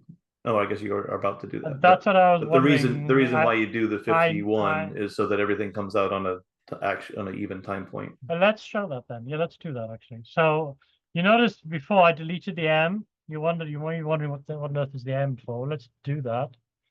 But let's just print M down here as well while we're at it, shall we? And I guess no prizes in guessing. It produces the. Let's put in the less. Put in 10, shall we? And now I get the raw data itself. Okay. This is a NumPy array. It's got a little extra spice to it, though. There's also labeled the columns. All right, so it's a sort of enhanced NumPy, but it behaves like a NumPy array. Okay. So the first column is always time. Second columns are the two state variables. And if you put in 11, the time points would be a little bit more. Oh yeah, you'll notice even. the time points are a bit weird, right? Yeah. There's a question. That's a good question, actually. Yeah. It's actually solving however many points it needs to be accurate. So it's probably solved for like 500 points, but you've only asked for 11, well, 10, and that's what it's going to give you. Okay, so it's actually between, say, here and here, it's actually doing a lot more points in order to maintain accuracy. Yeah, you don't have to worry about accuracy. It'll do things as accurate as it can. If you ask it for more points than it was going to calculate, then it will calculate those extra points. Oh yeah, that's true. Yeah. If you ask it for 5 billion points, it'll be like, all right, here we go. And yeah, if you want 5 billion points, you'll get 5 billion points. Don't recommend it, no. Anyway, so yeah, now I went to 11. I get 11 points. There's actually, sorry, I get 11 points, and because if you include 0 as well as the last one, with 11 points you get a nice division, right? From 0 to 5 to 10 to 15, right? So it's up to you. If you like nice divisions, add 1 onto the number of points. But if you don't care about that, you just actually want 50 points, then you can just specify 50. Okay. What else we got here? Okay, let's say, okay, let me show you this. Get rid of that. I'm going to do this twice. So that's the first time. The second time, look what it did. Doesn't look like it's the same simulation. That's because it's carrying on from where it left off before. So this is the end point here. And if you run it again, even with time 0, that's time 0, it'll just keep on going. Now, if you want to be, really right, you'd say, well, actually, this starts at 50. It goes to 100, let's say. And then it'll do the same thing, but it'll now do the axes for you. That'll maybe it looks a bit better. Okay, but this is done by design. This is by design. It just carries on. If you say this is actually not what I want at all, you can do this. There's a thing called reset. So let me take this, put it in front. No, the model has already been loaded. Okay. Actually, I'm gonna do this. I'm gonna do this from scratch. I'm gonna take the model as well. Okay. Put that in there so it doesn't use. So it loads the model. Actually, one thing I didn't tell you about the loading, of course, this is the loading command, te.loada. Okay, and then everything is in triple quotes. Triple quotes because that lets you do multiple lines. Okay, it's just a string. So that means you can construct this programmatically if you want, right? So, but it's just a string, all right? So, and then t_loada is the command. So I'm loading the model, I'm running a simulation, plotting it, resetting it, running the simulation. Now, if I run this, get the first one, and I get the second one. They're both the same now.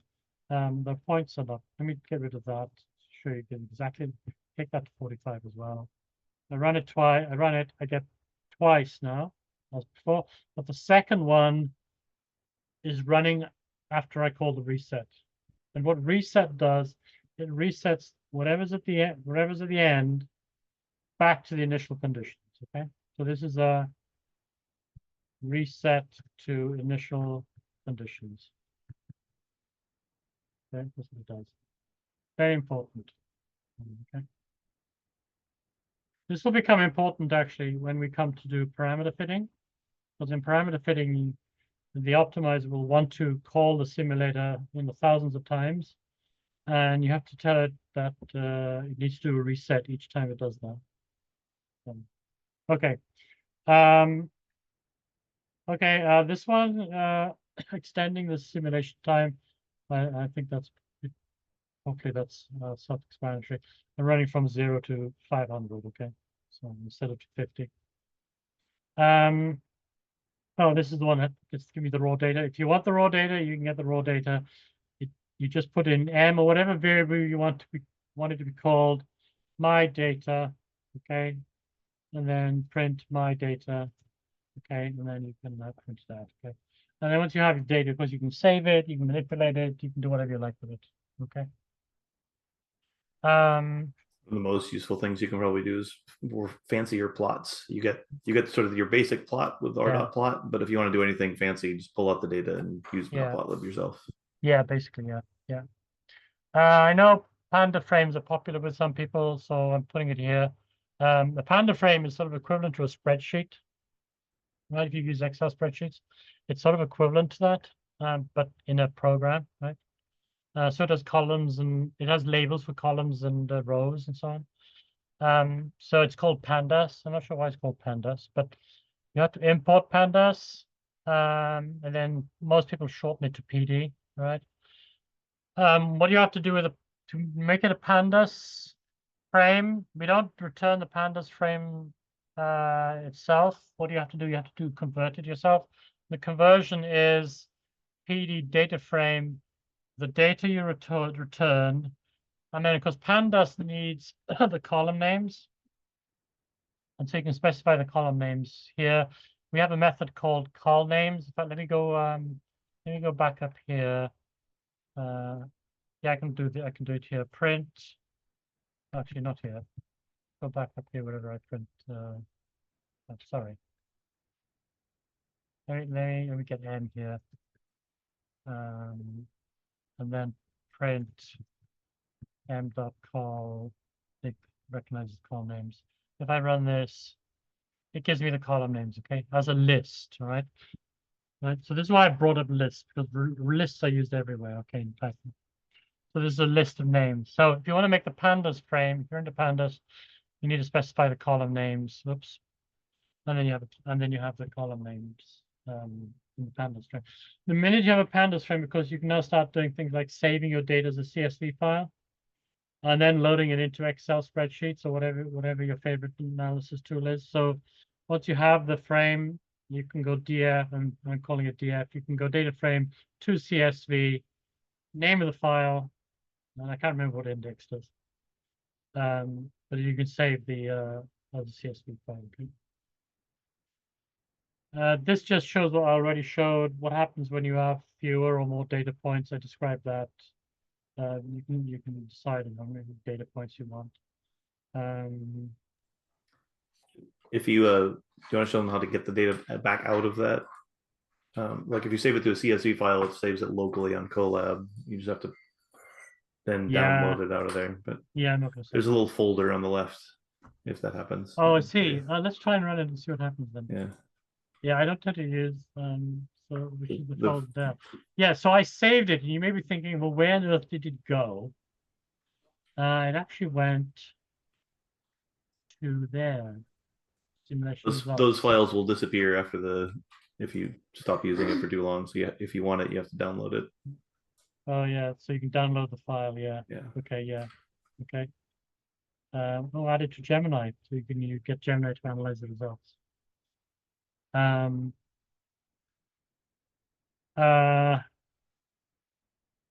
I'm not going to show that. Okay, so what about other stuff that you might want? So that's very straightforward to run simulations. What happens if you want other stuff, like you want a bigger model, you want to get other information. So here's a bigger model. So this is two reactions. In fact, this is a little linear chain. S1 goes to S2, S2 goes to S3. So that's a chain of two reactions. They each have their rate laws. I've initialized everything here, and then I run a simulation. Okay. And if I print, let's plot this as well, shall we? And I get, yeah, that's not a very terribly exciting one. Let's go to 60. It's actually better to use the default. in this case. Anyway, there you go. So that's the simulation of S1, S2, and S3, right? What kinds of other information can I get? You might want to know, for example, well, what are the reaction rates currently? So I can do, if I do, let me show you this. So R dot, that thing pops up, and there's lots and lots and lots of stuff you can get, okay? Lots and lots of stuff. So get is a common phrase we use, which allows it to basically narrow down the scope. These are all things you can, literally get.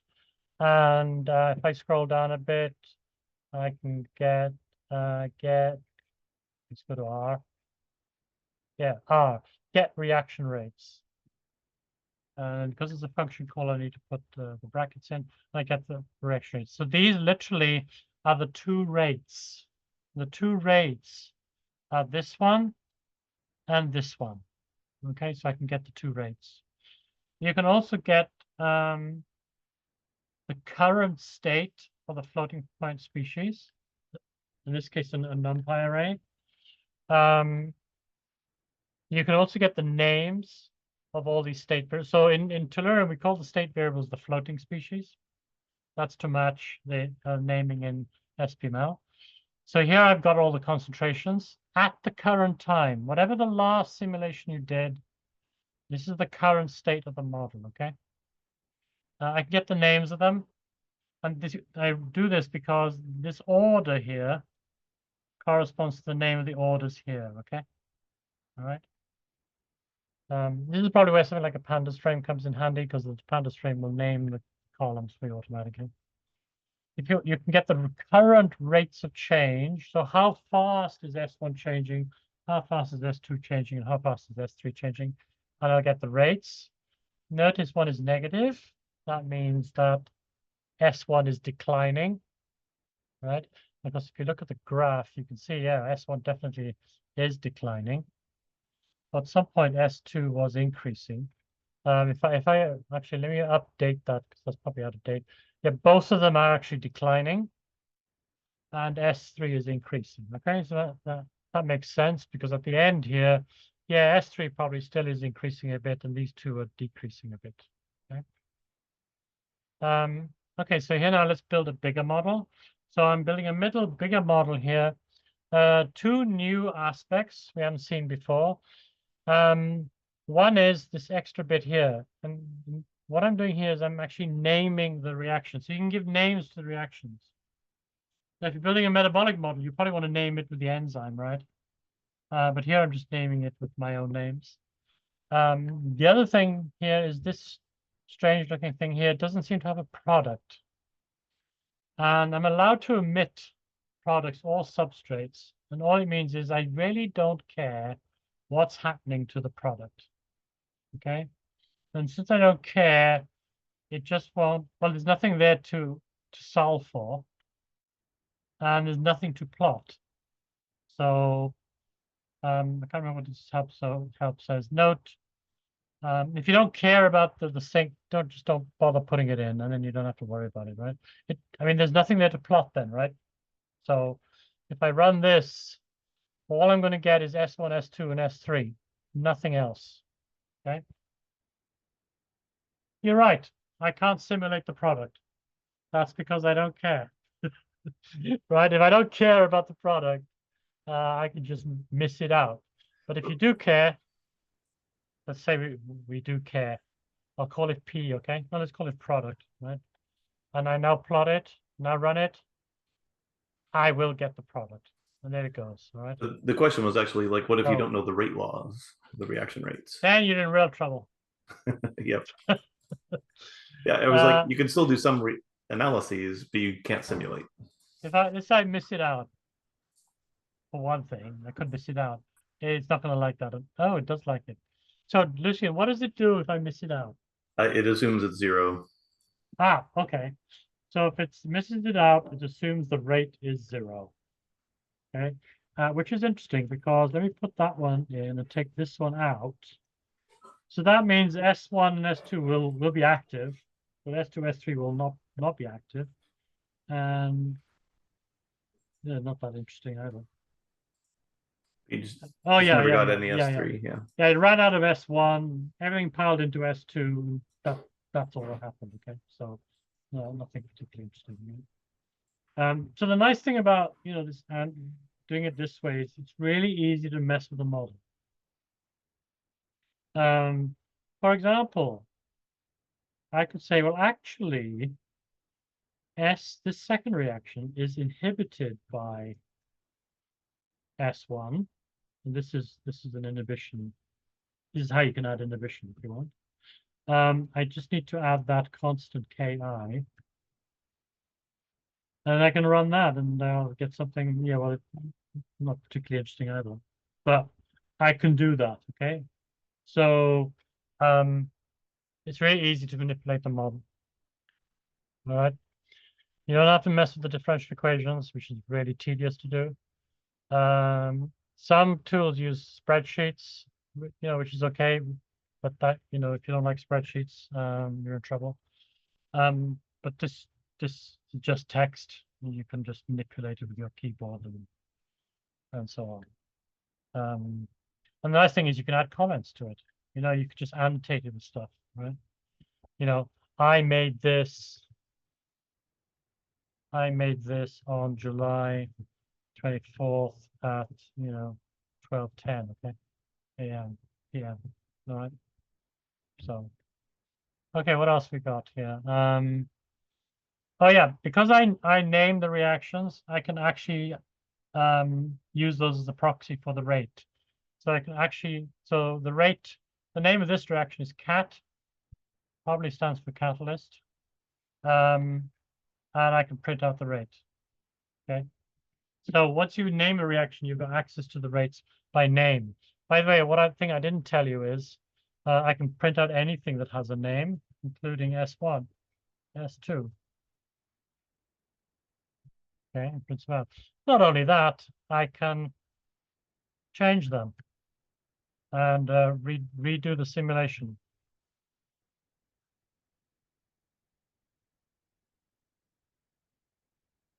Oops, I can redo the simulation. Okay, except that didn't work because I plotted that wrong. I can redo the simulation, right, with the new value of S1. So something I didn't have time. You can set things and you can get things, okay, just by using their name. All right. Okay. So that's something we just did. Okay, here's another new feature. So I'm just doing the basic stuff.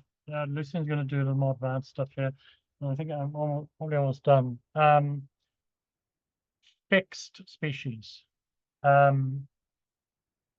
Most models will have a boundary to them, right? They have an edge to them, and often, at least in living systems, you'll want to fix those edges. If you don't, they'll just deplete. Your little pathway will sort of die. So an example of this would be, providing glucose to a yeast cell. You probably want the glucose to have a fixed level because the yeast will use it up, and if it runs out, the yeast dies. And so if you're in a situation like that you want to fix a species, a shortcut is just to add $1 in front, okay? And that'll fix it. You can also do this. Either works. That now is also fixed. Yes, somebody's asking, could you use quantum modeling to compute unknown reaction code? Yeah, some people are trying that. In fact, even better than that, some people are trying to estimate all these rate constants and so on from using AI, of course. Not quite there yet, but I'm sure one day they'll get to it. But yeah, you can do it that way. So this is constant. If I run this, let me run this one first. Actually, let's not run this one first. Let's run this one first. Because S1 is not constant, everything will drain away, okay? Everything goes to 0, okay? If I do make it constant, either by doing that or putting $1 in front, either will do. Things don't drain away. Things, in fact, reach a steady state, okay? And this is probably your more common use case, all right? And you'll want to fix the lead species, or whatever it is, Otherwise, you just won't get a steady state and everything just drains out. So all reaches thermodynamic equilibrium. So that's the new feature. Oh, here's another way to do it. You can use external. I didn't know that. Why can't see we plot S1? Ah, that's a good question. And I've probably got an example below on this as well. You can't plot S1 because it's saying to itself, S1 doesn't do anything, so I'm not going to bother plotting it. And in fact, it'll only plot the state variables. Now, of course, that can be not what you want. And let me see if there's a thing down here.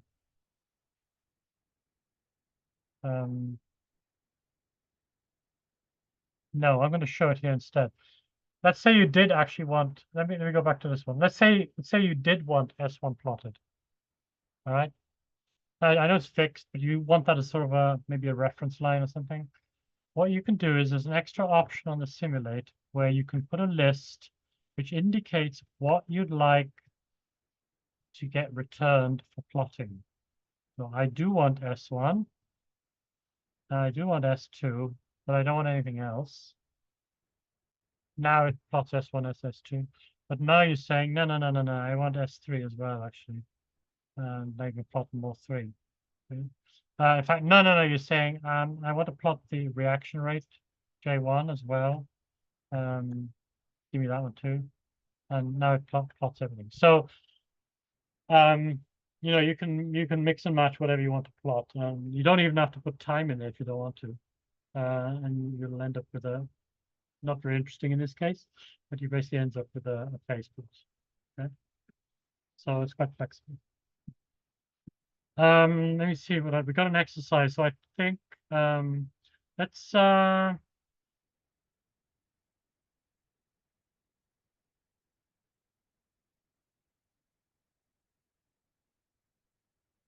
yeah, why don't we I think you should spend a couple of minutes trying actually entering this model, because some of you may have just been watching. I think it's worthwhile you trying to enter a model and run it. So this is all I'm going to give you. So I'd like you to spend 5 minutes, see if you can build this model. No species are fixed, okay? Let me put that doesn't let me, that should be, oh, it doesn't let me edit it. Okay, I can't put it. You can't seem to edit it. I don't know why I can't edit it. Strange. Okay, there should be a multiplication symbol there, and a multiplication symbol there, and a multiplication symbol there. So see how you can get on. Just spend 5 minutes, and then we'll do a little more, and then we'll finish from for those on the West Coast, the lunch break. For those on the East Coast, tea time. For those in Europe, supper time. For those in Asia, bedtime. But we'll give you some time anyway to have a break.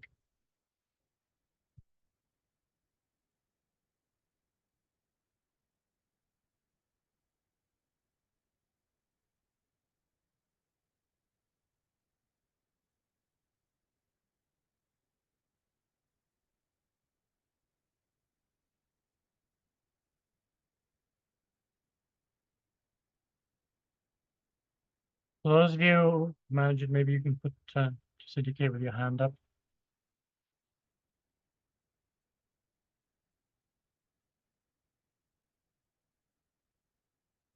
Of course, I can't see anybody anyway, but yeah, no point doing that. Nobody can see you.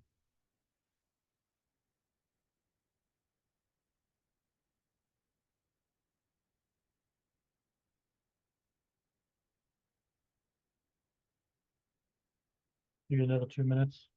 Then I'll show you what I did. I edited the thing if you want to reload it and put in the stars. If I reload, do I have to presumably have to? It just, yeah. Or do I have to rerun? Oh, there they are. Oh, you might have to pip install, but yeah. So notice that I did a refresh on the browser. If you do that, it effectively starts a new session, I think, and then you have to reinstall Tellurium, okay? You have to go through the process. Oh, what happened there? Wow, it didn't like that.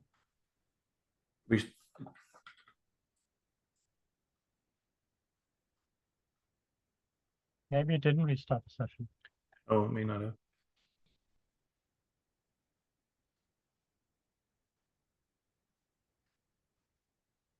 No, it's fine.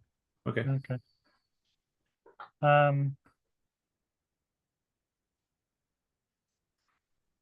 Okay. Yeah, let's go. So this is the example. Hopefully from what we did before, it should be straightforward. Oh, I did fix. I actually in this one I fixed X0 and I fixed S3. So I fixed both the source species and the sink species. Okay, and then ran the model, and I got that. Okay, so once you get used to this, it's quite straightforward. So let me see what else we got here. I guess I showed you, you can, once you name a reaction, you can get access to the names, sorry, get access to the reaction rates. That's what I did before there.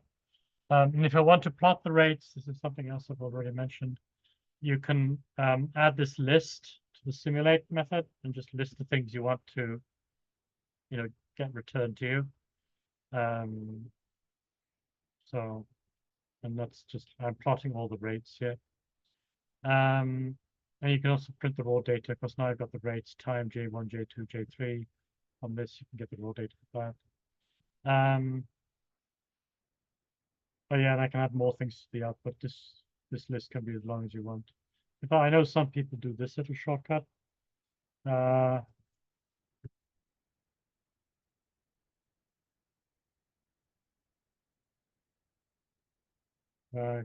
Concentration, IDs. You can do that. This thing return, is it? I think that'll work. Let me see if it works. What do I do? Oh yeah, plus. And that's got to be in. Actually, that's not like that. There's a bit more to it than I thought. You can do tricks like this.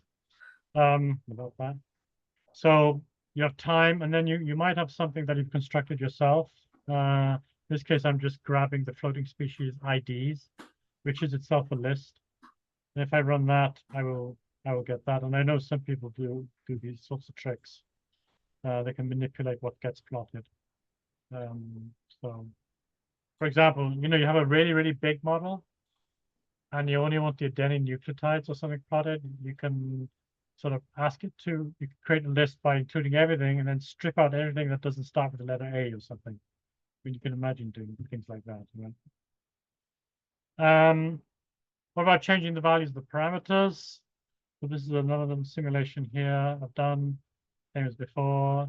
Run the simulation, I get this plot. What happens if I want to change K2? That's the rate constant. There's two ways to do that. You can either change it here, let's say change it to 10.4, right? That's easy, but you can also change it on the fly. Sorry,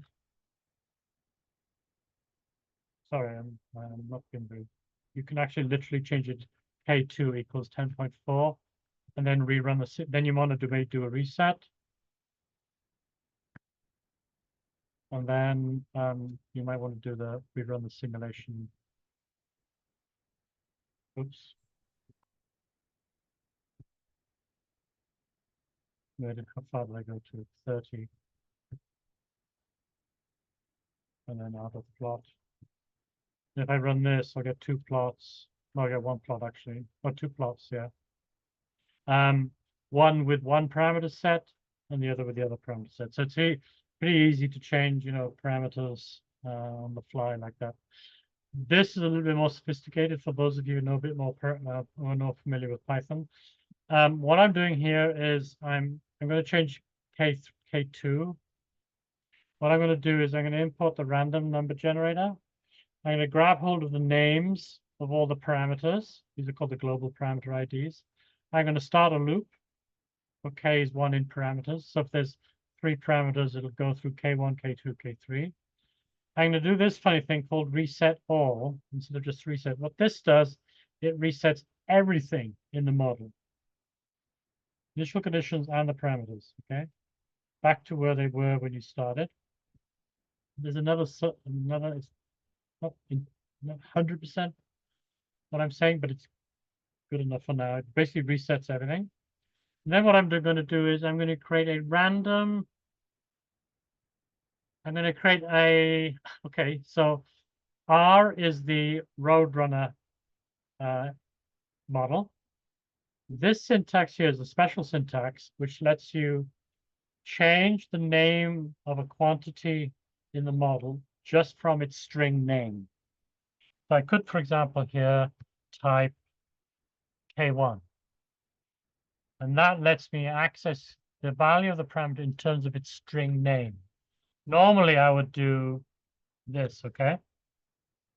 But if I want more programmatic control, I can actually just literally put the string name. In this case, I'm not going to put K1. I'm going to actually put K because K is the string coming from the for loop. And what I'm going to do, and I'm going to assign a random number between 0 and 10 to parameter 1, run a simulation, plot it, then we'll see what we get. This is, oh yeah, I don't want that either. So if I run this now, I should get a whole bunch of plots, well, only three parameters, where each parameter has been randomly assigned a random number between 0 and 10. Okay. So this is one of the the advantages of using Python. If you're ready, if you're good at Python, and you've got a good imagination, you can do all sorts of tricks, right, in your modeling. Okay, and we'll show tricks later on. So just to show you a real model, this is an enzyme mechanism, right? Enzyme plus substrate goes to substrate complex and so on. Complex returns back to substrate, and then complex breaks down to product. This is an example of a real model which I can run. Let me run it fresh. This is a simulation of an actual model. So I don't know if I need to go do anything. I think that's it for now. I probably return to this just to finish it off when we get back. But for now, we're going to stop. And you can go off and have a break. Let's come back rather than 90 minutes. Let's do say 75 minutes. Let's come back. At 1:45 the next hour. So on the West Coast, that'll be 1:45. That is 1:45, I should say. On the East Coast, it's another 3 hours. Can we work that out? Anyway, it's an hour 15 minutes, so it's coming up to half the hour, right? So my time is 12:30 now. So 1 hour 15 minutes from now, because we just need to catch up a little bit. Let's re-meet, right? So that means it's 1:45 the next hour. So that's 45 minutes to the next hour. Lucian, did that make sense? Yeah, I think so. Okay. So question here, are the K values we use to simulate the ones? Yes, they are. They're the ones you'll dig out of the literature.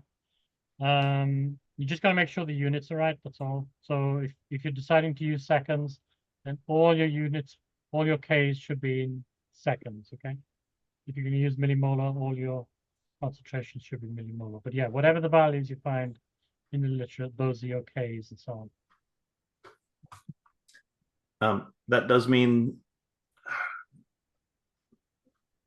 like for compartments, when you're changing like from concentrations to amounts, if you don't have a compartment of size 1, you'll probably need to multiply by the compartment volume. But Lucian will talk about that later. But we'll talk about that later, yeah. But that's more of an advanced topic, compartments. So yeah. Okay. We'll go and have a break for now, 15 minutes then. Thanks, everybody. Don't have too much left to do. And Lucian will take over and talk about more advanced stuff. So, Lucian, I'm not going to touch events. Okay, that's yours. Sure. Yeah. Okay. Let me share my screen.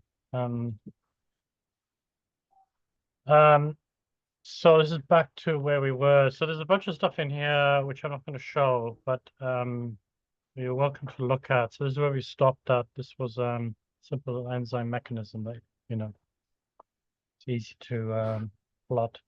Note the green, right? That's the steady state assumption that's used to derive the Michaelis-Menten equation. It's constant. I think you might need to back up a little bit. I don't remember some of this. But Yeah. we were like yeah. just barely there. Okay. Yeah, just barely there. I guess just show people the actual model is the main Oh, thing. here's the model. Okay, Yeah. This is 3 Okay. steps. So this is an example actually here of a bimolecular rate law. So you got K1 times E times S. So you've got two species combining. So you have to then get the product of the concentrations to get the rate. So I should say, I mean, you can put whatever you want here. I can put like 2 molecules of S makes 10 molecules of ES. You can do crazy things like that. I'm not sure what that'll do. Oh, okay. So this is good. So this thing here, if you can see it, it's called a runtime error. This is an error that's coming from the integrator. It's this COVID failure, convergence test failure. What this is telling you, if you ever see something like this, basically means there's something wrong with your model. Okay.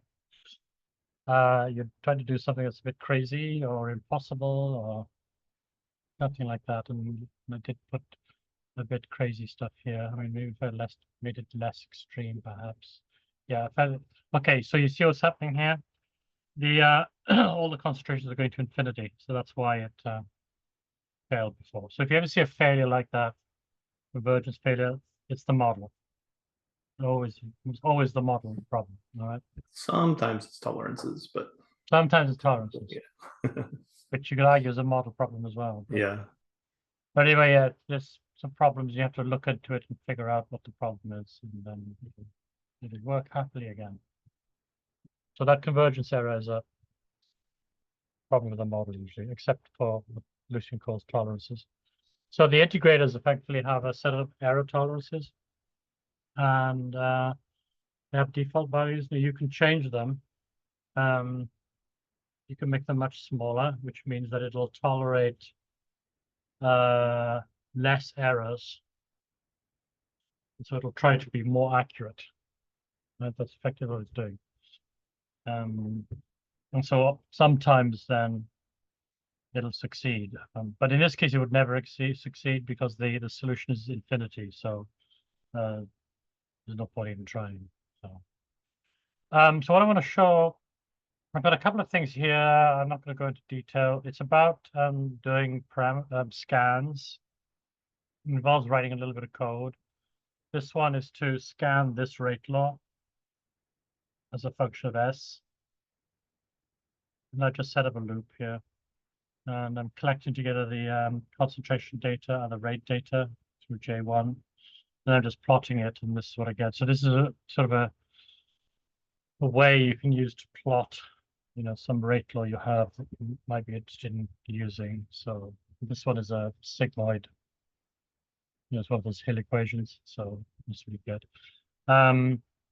Student some years ago figured out a different way of doing it. Do the same thing. So what you want on the x-axis is the concentration, and on the y-axis the reaction rate. And what this student did was so there's a variable you get for free, which is time. You can use time in however way you want. And Lucian will mention this a bit more, but this statement here effectively equates the concentration to time. So as time proceeds, the concentration increases. And they use that trick as a way to avoid having a Python loop. In fact, literally, that's then all they did. They just actually ran the simulation and plotted S against J1. So it was a sort of trick they used to change S over a period. I mean, up here I'm using the loop to change S. Okay. And I'm collecting the data manually. But here I'm actually equating S to time. And since time monotonically moves forward, I can use it as a proxy for the concentration. So anyway, those are interesting tricks. Like I would mention that the S in that case turns into a boundary species, which means that J1 does not consume S.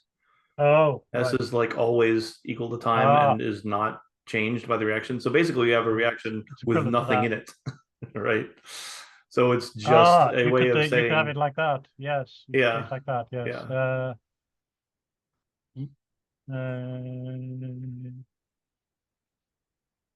What does it like like? That. Like that. No, it's okay.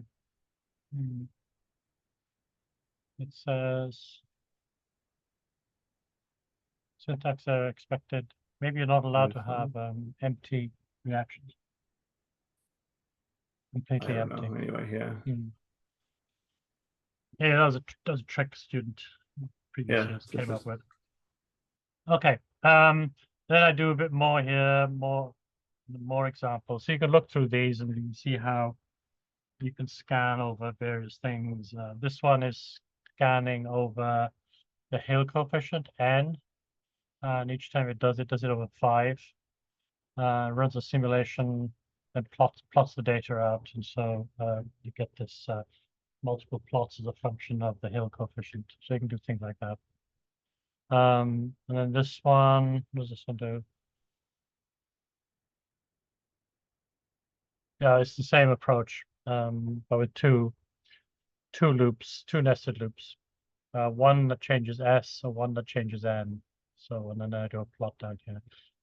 So this one here is using a built-in function we call plot array, which plots takes a numpy array, plots always uses the first column as X and all subsequent columns are Y. So you notice that the normal matplotlib can only take 2, one X, one Y. I think you can add on more, like you can go X, Y, X, Y, X, Y, X, Y. So you can have multiple Ys with the same X. But that's a bit tedious though. But this one takes one array where the first column is X and all remaining columns are Y. So it's a quick way of plotting, lots of stuff. Matlib might let you give it a matrix as Y, like an array is X and then a matrix is Y and it plots them all. I don't know if it does, but no, it makes I don't sense. think it does that. Does it not? Okay. No, that's been a problem. Yeah, well, I don't think it'll let me do that. You can try. So this one then is a pure matplotlib solution. So it just has a single. This is the matplotlib call here. Plot. You see, it takes a single XY pair. So it has 2 nested loops. Anyway, if you're good at Python, you can imagine doing all sorts of tricks like this. Okay, what I want to show you though is what I want to start with is this. So what we have here is a simple model which has 3 reactions. Last reaction goes nowhere, so I don't care what it goes to. The first reaction, the substrate S1 is an external, that is, it's fixed. Okay, I could have done this as well. That's the same thing, but if you want to be more explicit, you can say external. So S1 is external. Doesn't change due to the model. You can change it, but the model can't change it. And I'm running a simulation and I'm plotting it, and you notice that it reaches steady state. Okay, and you can imagine, well, I want the steady state level, so I'll print out the 99th row. And there's the 99th row. That's sort of the steady state level, right? But you're not really sure because I only simulated for 30. Maybe I really have to simulate for 300 to be absolutely sure I'm at the steady state. And you think to yourself, well, I guess maybe it's not changing. Maybe it's at steady state. Well, there's a better way of doing it than trying that. And that is there's a special function called steady state. And I can take the same model and I can just ask for the steady state. So I'm printing the levels before, printing the levels after, and if I run that, that's the level before where they're all empty, or all zero, and then this is the level after I computed the steady state, and that is the steady state level. If I compare it with this one, so it's 2.5, 1.78. If I compare it with this one, it's 2.1, 2.5, 1.78. So in this case, they were pretty much the same. But this is a very quick way. It's faster than trying to do a time course simulation of running a steady state. And just to show, I'll run a simulation right after, and you can see it's just flatlining because we're already at steady state. So that's an important call, because a lot of models, you want to study them in steady state. So this is a call that's built in. It uses a different algorithm from simulation. Okay. Let's have a story of something more interesting now. So some of you may have done some dynamical systems work in the past. You may have come across something called a phase plot. This is where you plot two state variables against each other over time. You don't explicitly show the time axis, but you just show the points, the two state variable points as they change in time against each other. I'll show you what I mean now. So this is an interesting model. This is a model from Heinrich's review. Heinrich Rappaport had a really nice review in 1970. It says 78, but it's probably it's 77. It's confusing. But it's in progress in biophysics and molecular biology. There's a little model in there they have that shows some dynamical properties. It's this one. So this is where having the ability to have empty substrates of products becomes useful, because their model, in their first reaction, they didn't specify a substrate. They only specified the product, and they just said that this reaction has a constant rate of P0. So this notation allows you to enter models like that, okay, where the modeler didn't put, in this case, the substrate. And again, they didn't actually have products in any of the others, except for this one. Sorry, they had a product in this one. What I should do is that should be like that. So this one, the second one, and the fourth one didn't have any products at all in the paper, so I didn't put them in. So this model has some simple kinetics. It has a fixed rate at the beginning. It has a rate that's directly equal to the y1. It down here does a rate that's proportional to y2, and then it has this weird looking thing here, and that is positive feedback rate law. So the y2 here is raised to a power of 4. Notice we use hat, okay, rather than star within antimony. The y2 is raised to the power of 4. And that means, and y2 is the product. So initially, when there's no y2, this entire term here is 0. So all you've got is p1 times y1. So this rate sort of rises slowly. But as it rises, it starts to make y2. And because y2 is to the power of 4, this term here rises very fast and adds to the rate. So this is sort of explosive. Once it starts, you can't stop it.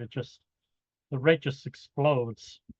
But what happens then, though, is that because the rate explodes, y1 collapses to almost 0. Well, not 0, but very close to 0. And because y1 is a function in here, the rate also collapses.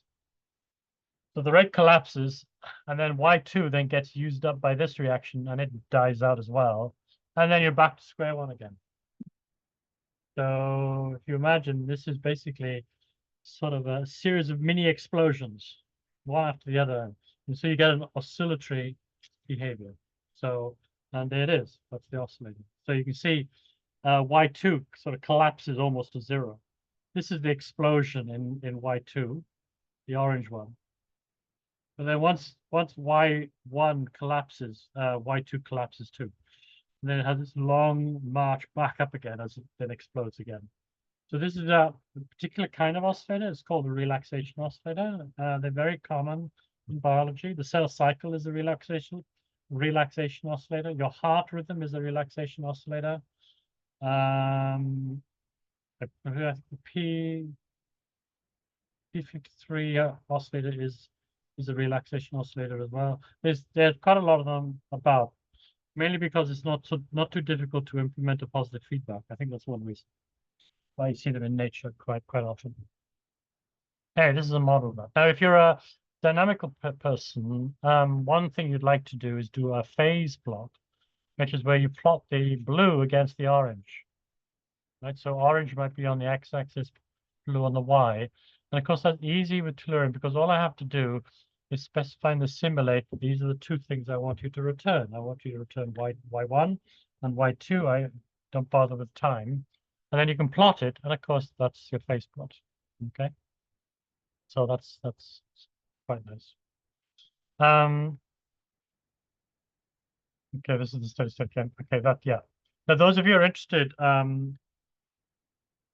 you can also get hold of the eigenvalues. So I'm going to compute the steady state there, right? So now you may be wondering, I mean, the steady state is right there in the middle, okay? Right. I can print out the, this is for those of you who know dynamical systems theory, but the eigenvalues tell you something about the stability. If they're negative, it's stable. If they're positive, it's even one is positive, it's unstable. So if I run this, look down here, these are the eigenvalues. Now, eigenvalues can be complex numbers, so you're seeing a complex component there, right? That's another nice thing about Python. Python came built in with the ability to handle complex numbers, which was quite unusual at the time, but it's turned out to be very useful for some people. Anyway, you notice that the eigenvalue here, the real part is negative and the real part is negative, and that tells me under these conditions, this model under these conditions is stable. Now I know that this one here oscillates, and it oscillates because this value here is 7. This one is 6.4. So if I take this to 7 and run it, now you see what's called a limit cycle. Okay, go away. Limit cycle, and it's sort of orbiting, the system is orbiting an unstable steady state somewhere in the middle there, okay? And I can get hold of that unstable point by asking it to compute the steady state, because that's where there is a steady state there, but it's unstable. And it would prefer just to orbit the instability because of these little mini positive feedback explosions all the time. But I can get hold of the eigenvalues for that, and here they are, and you'll notice that they're positive. Right, plus 1.46. So those of you who do dynamical systems theory can do a bit of that with this tool as well, which is quite nice. I think that's all I have to say because the rest of it. Oh yeah, a couple of two extra tools I want to show you. The first one is there's a thing called TEUtils. This is something I've built up over the years. It's a Python package. It's got a bunch of utility things in there that might be useful. The one thing sometimes for testing, there's a random network generator. So it'll generate a random network for you. And you can specify how many species you want, how many reactions you want, and even the kind of rate law you want. So if I run this, you can see what it gives. Oops, I need to install it. Oh, sorry. Let's install it.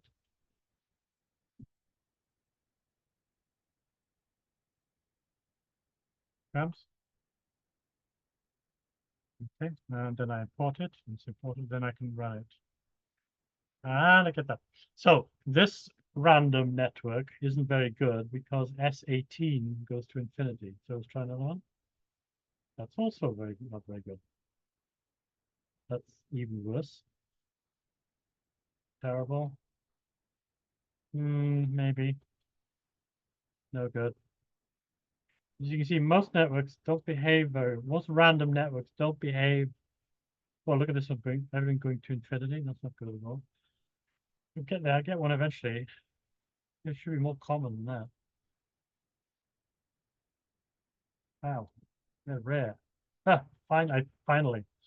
Okay, so there's a random network that reaches some steady state. Anyway, sometimes it's useful for generating random networks. I use it for testing purposes.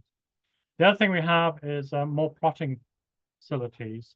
This one plots a histogram of all the concentrations in the model. So I've got the built-in networks also has some ready-made models you can use, like it has a linear chain.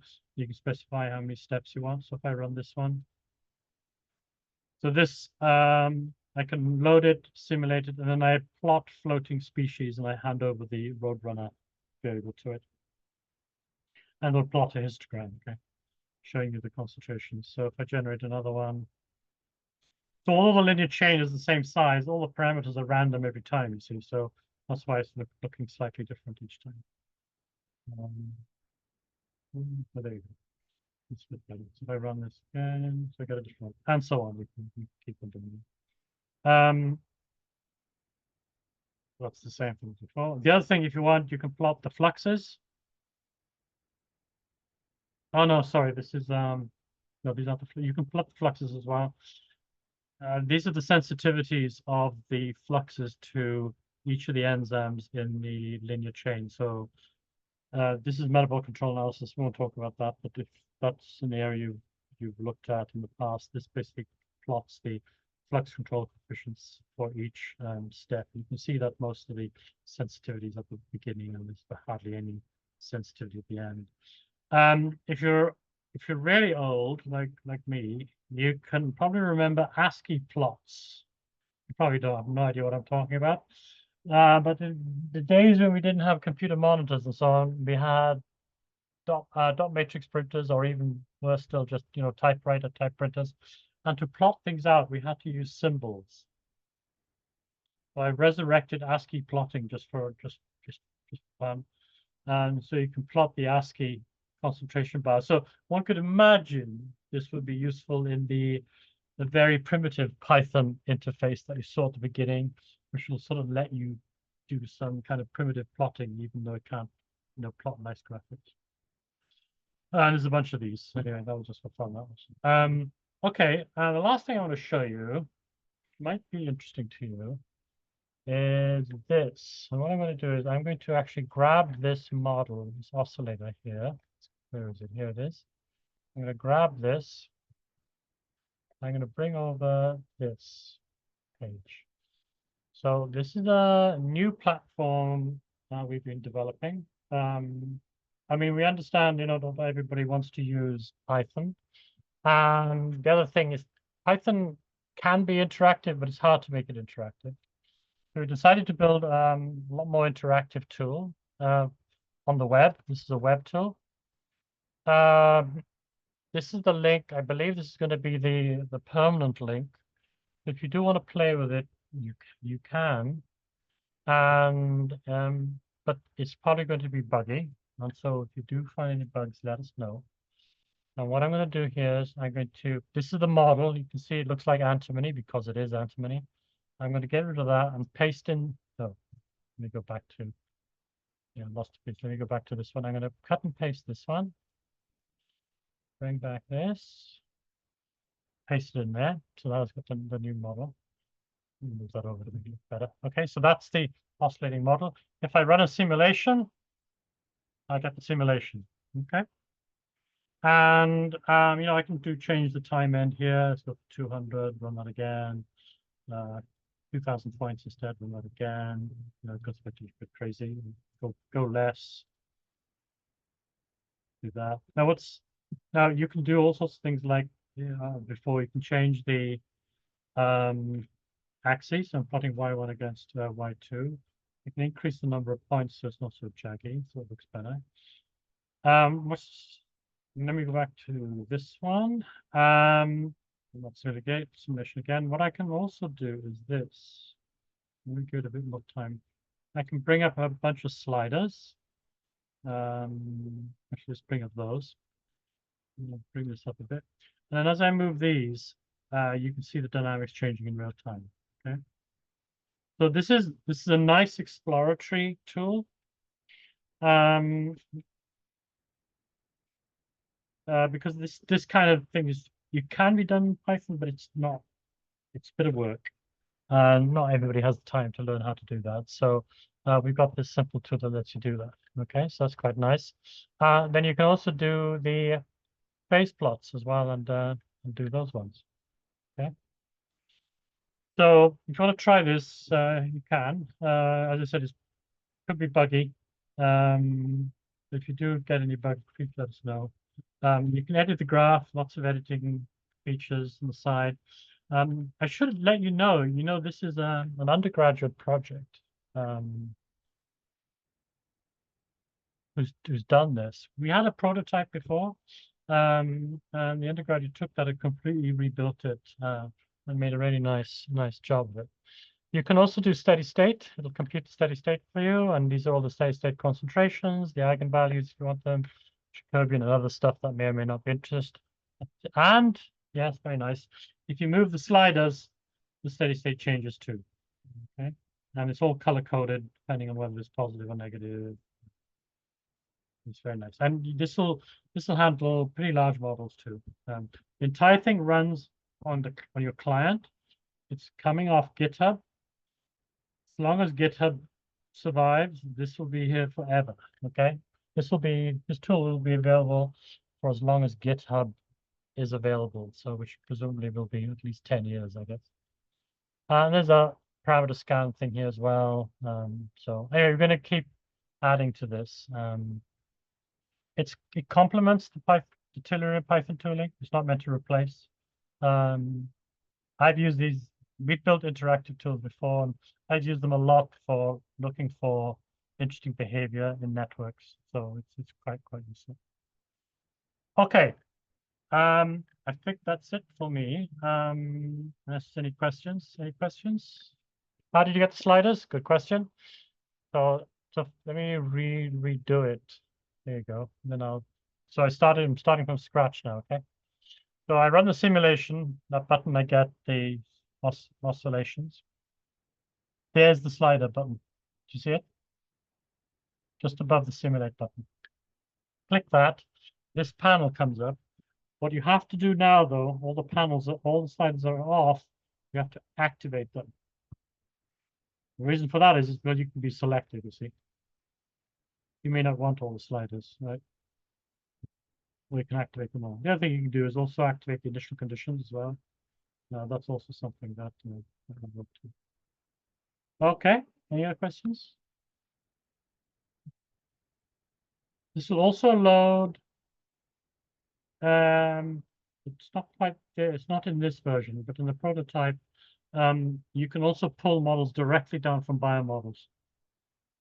It'll model those too. Okay. Hold on, just rename or so. Let me see.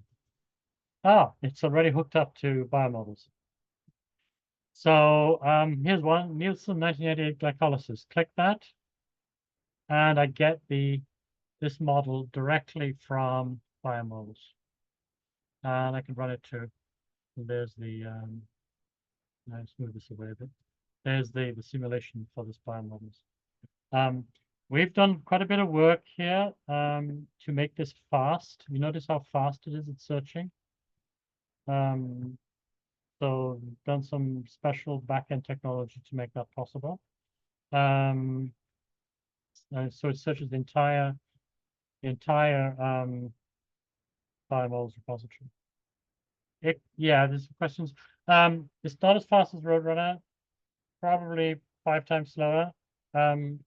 But we're looking at integrating, some point we look at it anyway, integrating Roadrunner directly into this as well. So and maybe one day, I'm being a bit ambitious here, maybe even some basic parameter fitting, who knows. Yeah, it's pretty quick though, as you noticed. I mean, this is the largest model. Let me see what happens if I try. Let's see what we get. It's a little bit slower. No, it's not too bad. Okay. And this has got 10 more than 10 reactions. It's probably got 20 reactions. I'm not sure how many species we've got. 15. So yes and no. So here's an interesting thing for you. Now somebody asked, it looks very similar to Kapasi. I say yes or no is because the front end is totally different. right? So we don't use a spreadsheet. But you may be surprised to learn the back end is Copasi. So we work with Frank Bergman in Germany. He was a ex-PhD student of mine. So we know each other very well, and he maintains Copasi. And we persuaded him to recompile Copasi for the web using WebAssembly, for those of you who know. That's what it's hooked into. It works pretty well. Someone else asked if you could export the model. It's not, let me see, not yet. Hold on, download. It's downloading the antimony. There's no sbml download yet, but it will. But I mean, even so, I can select all, copy, and then go to a tool like make SBML, drop it into there. Come on. And there's the SBML, which I can then download. So even though we haven't got that function in yet, we will do eventually. You can convert it to SBML if you want. Okay. Any other questions? So this is one of our interests actually, is running tools off GitHub as web apps. So they're easy to maintain, probably. All right then. Over to you then, I guess. All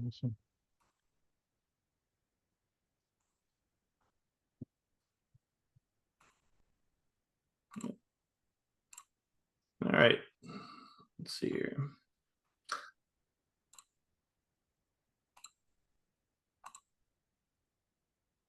All right. So here we are. I'll move this out of the way a bit. I should probably zoom in a little bit. Is that a reasonable size? Yeah, that's good.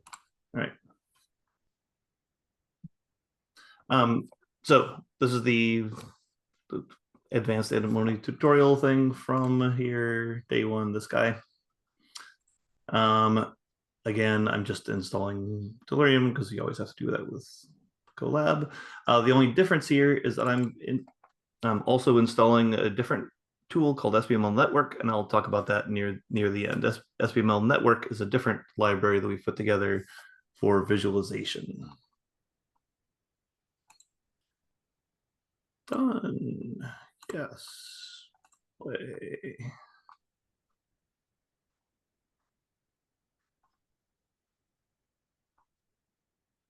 There. All right.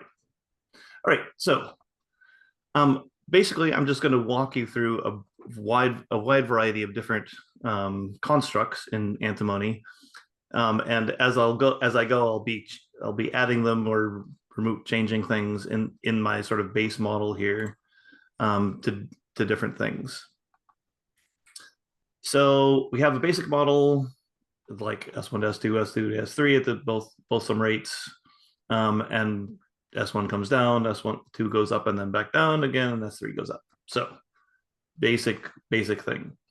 One thing, and Herbert's talked a little bit about this, but just to sort of explicitly say things, if you want your reaction to be reversible, you need the reaction rate to be able to go negative and under some conditions. So the easiest way and the most common way to do that is just to put a different term in here, K3 times S2, say, and then now once S2 starts going up higher, it'll sort of overwhelm this and it should push it back the other way. And if we make this also reversible times S3 or something. So now as S3 goes up, it'll push it back the other way. So I'll have to make up some new terms for those. Oh, wow, that's funny. Interesting. I have a ghost of ghost of like, how about these numbers? Like, okay, sure, I guess. The AI. I guess so.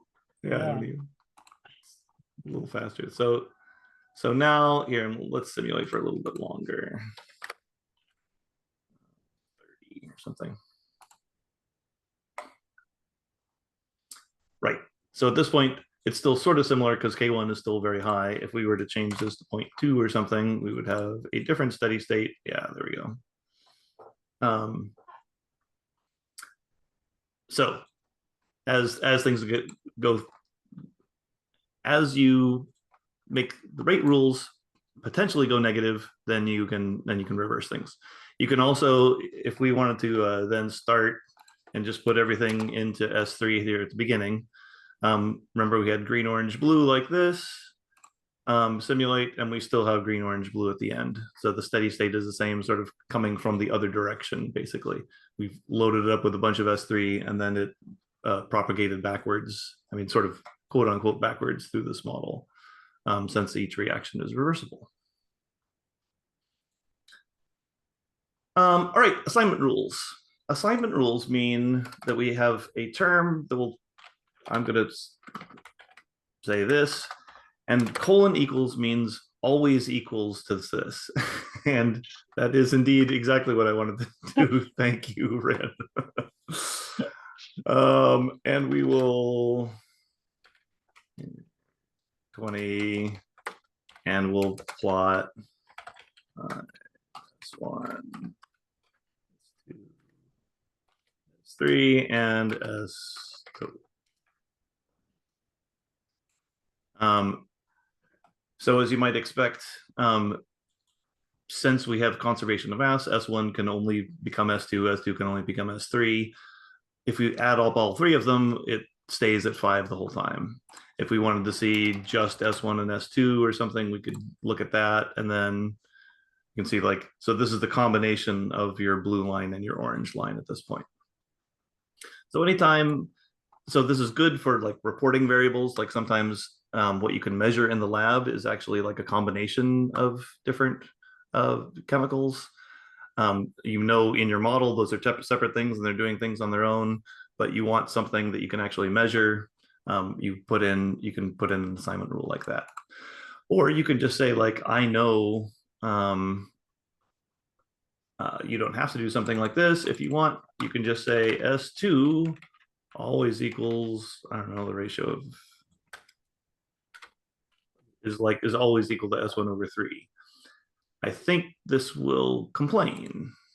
Yes, it will. Oh, it complains because of that. So I will comment that out. So it's the complaint here is cannot set S2 to have initial value because it already has an assignment rule.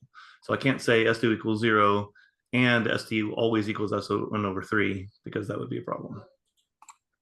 And now it's going to complain because oh my goodness.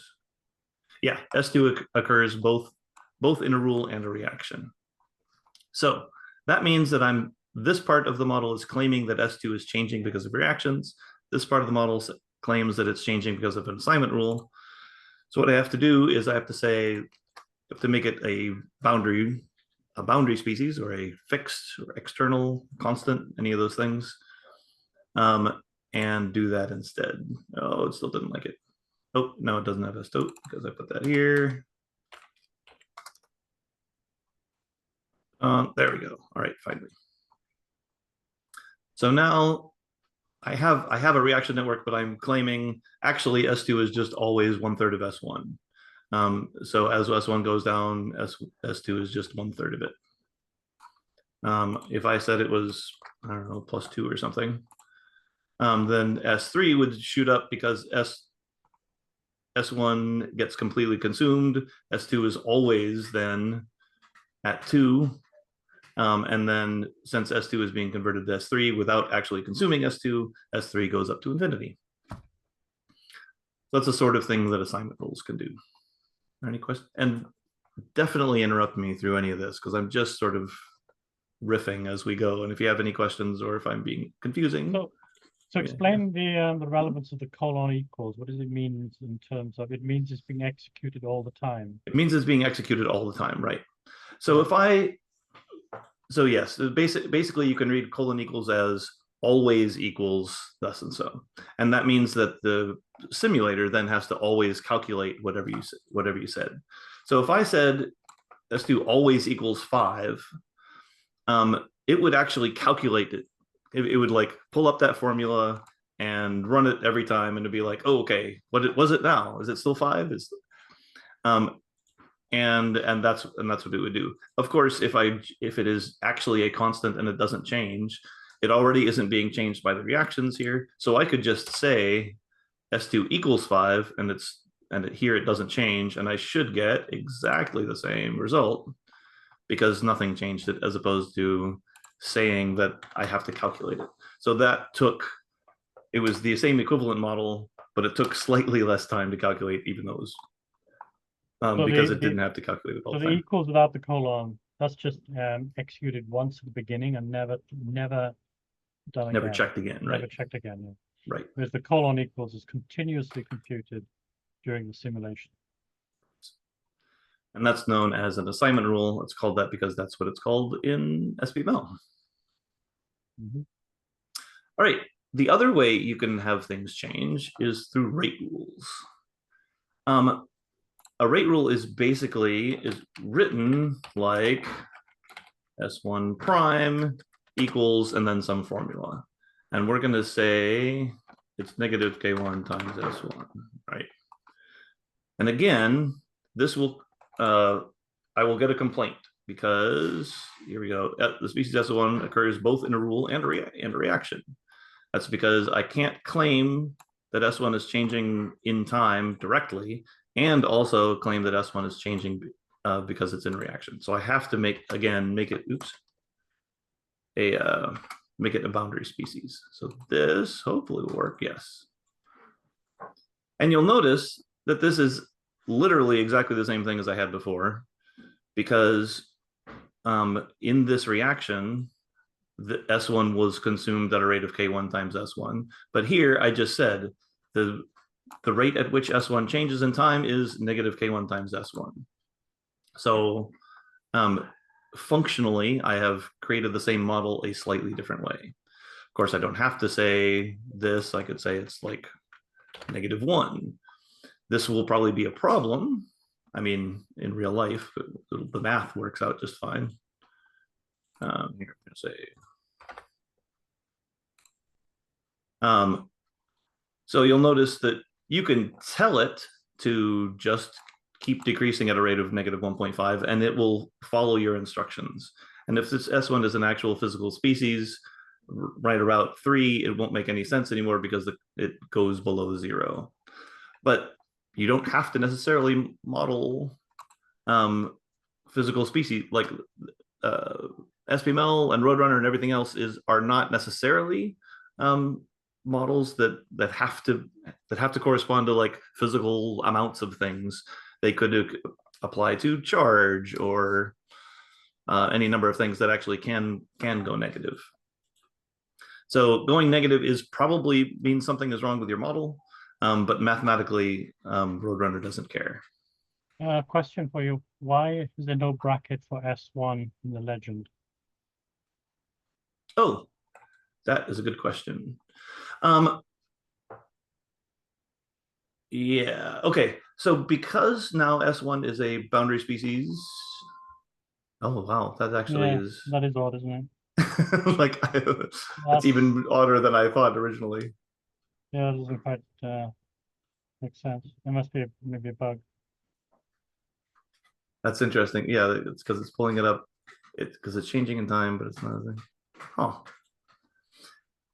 So I can tell you things not in brackets mean amounts, and thing in brackets means concentrations. So that's what it's showing you, right? Yeah, it's interpreting S1 as an amount. So at this point, S1 is being interpreted as an amount instead of as a concentration. I don't know why it's doing that, but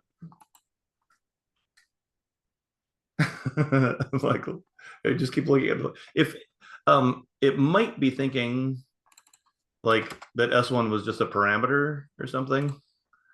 Yeah, it's probably treating it as if it was just like a variable in the model, and in that case, it doesn't even know that it's a species at all. Species specifically are things that can have amounts or concentrations. Everything else is a value that can change, but will just be that value. It can't have a concentration, so you'd never wrap it in a bracket. But that probably is wrong because like literally it was, if I said it was a species and saying and putting it in a reaction in Antimony declares that it is one. Here, you know what? That's one. You can also declare that something is a species explicitly in Antimony by saying species and then list all your species. Let's see what happens with that. Nope, it's still okay. So it does know it knew it was a species. It just didn't do it that way. And I don't think Roadrunner will care about like it may actually be showing you the actual amount just because it is changing from a rate rule. It may assume that it's like, all right, you want to know the amount, you don't want to know the concentration anymore. Could get it in trouble though. It's interesting. All right. All right. All right. So you may remember like when we had an assignment rule, if I said S1 colon equals 5, then or here, if I said this is always equal to negative this, then I can't additionally say that it has an initial value. But a rate rule is a change in time, so it obviously has to have an initial value, otherwise it can't change from that. Along those lines, I should say that that if I don't define a parameter, then Roadrunner is going to complain. Like global parameter K1 is missing a value, right? It assumes that like anything it needs to calculate something that's a parameter, it has to have. But if you don't tell it about S3, that it will just assume that S3 starts at 0. Because it sort of lets you like any concentration of a species that's like floating in your thing, it'll assume everything is 0 unless you tell it otherwise. So if you were to comment everything out, it would just have a bunch of zeros in the end, right? But it wouldn't complain otherwise. All right. Any other questions about rate rules? Rate rule is basically that's how S1 changes in time. Change that. All right. Functions. Actually, I think I'm not going to do functions because functions used to be important to know about because when we would import a model, especially if you had saved the model in Copasi, Copasi would have like defined everything as a function. But at this point, when you import things, it gets rid of the functions and just puts things in here. Unless you think that they're important, but I don't think people use functions very often. No. Anyway, if you really need a function, you can look that up. Compartments. All right. If you want, you can say here species S1 in C, C S3 in C2. All right. And the word in means that this symbol is inside the other, which means that S1 is in C's a compartment called C. If you don't tell it anything, it will make Antimony makes a default compartment for you and assumes that you don't care about it. So it makes that compartment size 1 and sort of gives it a bunch of other defaults. So now I can say, now I'm going to have to say C equals something, C2 equals 10 or something. And now I'm going to here, okay, so if I say this is 1 and this is also 1, this is what I got originally. It's this sort of map.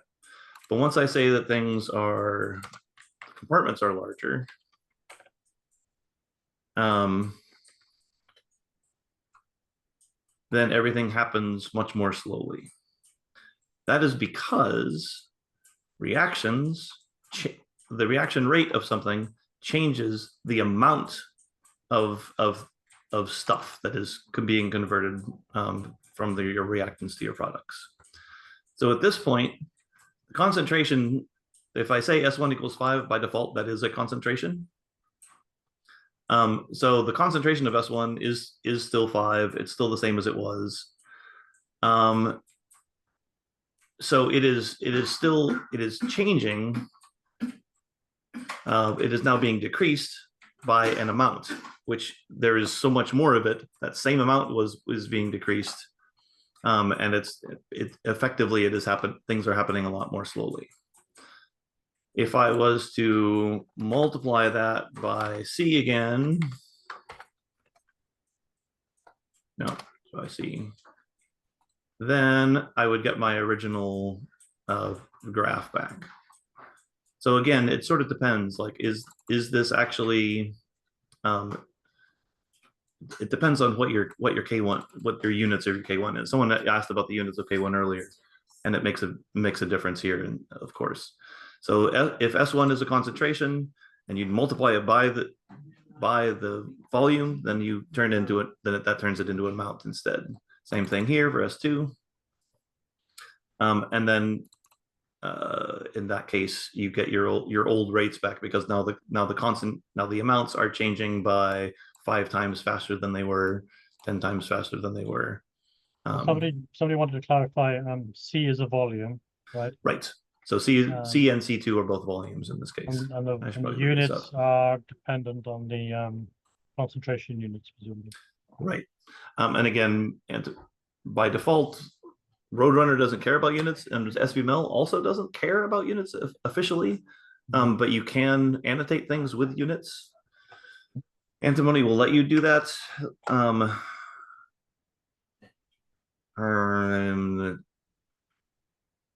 I think I might talk about units later, but basically in sbml, units are annotations and they don't affect the math. So if I add 1 plus 5, I will always get 6, even if 1 has the annotation of seconds and 5 has the annotation of minutes.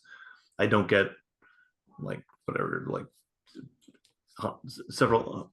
I don't get a few hundred seconds. I just get, or 5.003 minutes or something.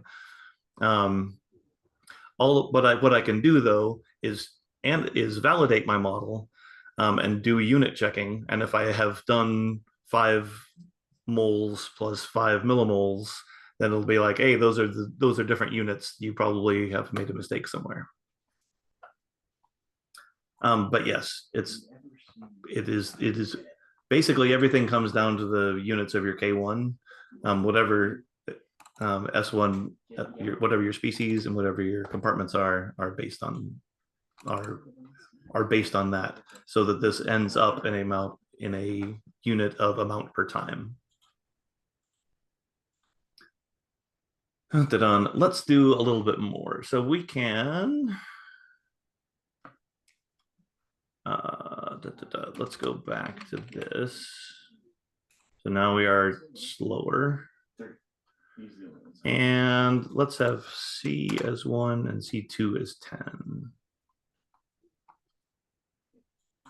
Here. Okay, so going back to C2 being 1, this is what it looks like. S3 comes up like this. If C2 was 10, then S3 is coming up the same amount that it did before, but now it's in a much larger volume, so it's 1/10. So the concentration is 1/10 as much as it was. If we want, we can actually have our compartments change in time. So now our compartment size is changing. Let's say we're like pouring water into the volume as things are changing. So the slope of S3 coming up here. Oh, hey, it's also showing me C2 going up by default here. So S3 is going up, but not nearly as much. And if I did like 3 or something, it's not as much as it was originally, where we end up around 1 instead of ending up around 3.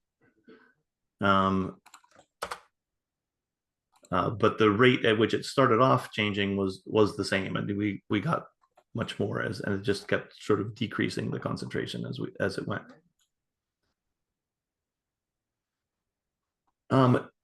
So you can do whatever you like with compartments. You can set them at different sizes. You can have rate rules that change them. You can have assignment rules that change them, whatever you like. And again, it sort of depends on what you're modeling and how things are changing in time in your model. Often the compartments don't change size, but sometimes they do. All right. Any other questions about compartments? No. All right. So you can get you can get distributions here. And let's say something. So if there are different functions like a normal distribution. Oh, that's what I meant. Okay. Yeah. So a uniform distribution between 5 and 10, it'll start off and it'll be like a random value. So here it starts at 8. If I rerun it, it'll be a different value, 6.8, right? 8 okay, point something. Just mentioned these are random number distributions. These are random number distributions, right? Right. So a uniform, it means like pick a number between 5 and 10 equally distributed. I could also do a normal, and that was what I was thinking about, that 5 and 0.5 or something. And now it's pretty close to 5. Here, let's increase this to. You say what the 2 arguments are. Right. So this is your mean, and this is your standard deviation. So I'm increasing the standard deviation to very high, and now I have picked the starting value of a negative number. I could also, 5. I can bound it at 0 and 1,000 or something. And now here's a high number, lower number, 2. What does that 6. mean? So I don't understand that. So for this one, this is the mean, this is standard deviation, this is the minimum allowed value, and this is the maximum allowed value. Oh, I clips it. So it clips it, right? I could put this one as like 5.1 or something, and then it would only pick something between 1 and 5, but likely to pick something at 5. So now it's never starting off anywhere higher than 5, and it also never gave me a 0, or it never gave me a negative number. Basically, it doesn't take all the negative values and just sort of push them at 0. So if it was going to pick a -2, it doesn't pick 0 instead. It just picks from the distribution between 0 and 5.1. Distributed however a normal looks like under that range. There's a few other functions. I don't remember how that works in the slightest, but is that the right? No, where is it? Oh, it needs 3 arguments. Oh wait, no, exactly 1 or 3 arguments. All right. But I forget how Poisson works. And now it's picking I think it's picking an actual number. So it's picked 5 a few times. It picked exactly 4. It picked exactly 6. So Poisson, yeah, here it picks exactly 8. Poisson is a distribution that gives you actual integers under some distribution of integers, with the most likely one, I believe, at 5. Anyway, so and you, just like it said, you could either do exactly 1 or 3 arguments. That's because all of these functions, you can give it a minimum and maximum bound. If you wanted to go back to normal, or 10 or something. Think of use cases for this. Well, I mean, like, so a use case is probably not going to be useful for this literally thing, like if I'm just setting an initial value. But if I have my normal distribution in the model itself like this, then I could rerun this several times, and it would choose different values for S1 each time. Yeah, and I could probably, here, let me make sure this works, but yes. So if I only want to clip it if I only want to make sure that I don't have negative values, then I can put my maximum value as infinity, and then it only cuts off at 0. Yeah, I guess you could run this, 10,000 times and look at Right, the distribution of the output. And see a bunch of different things. Yeah, for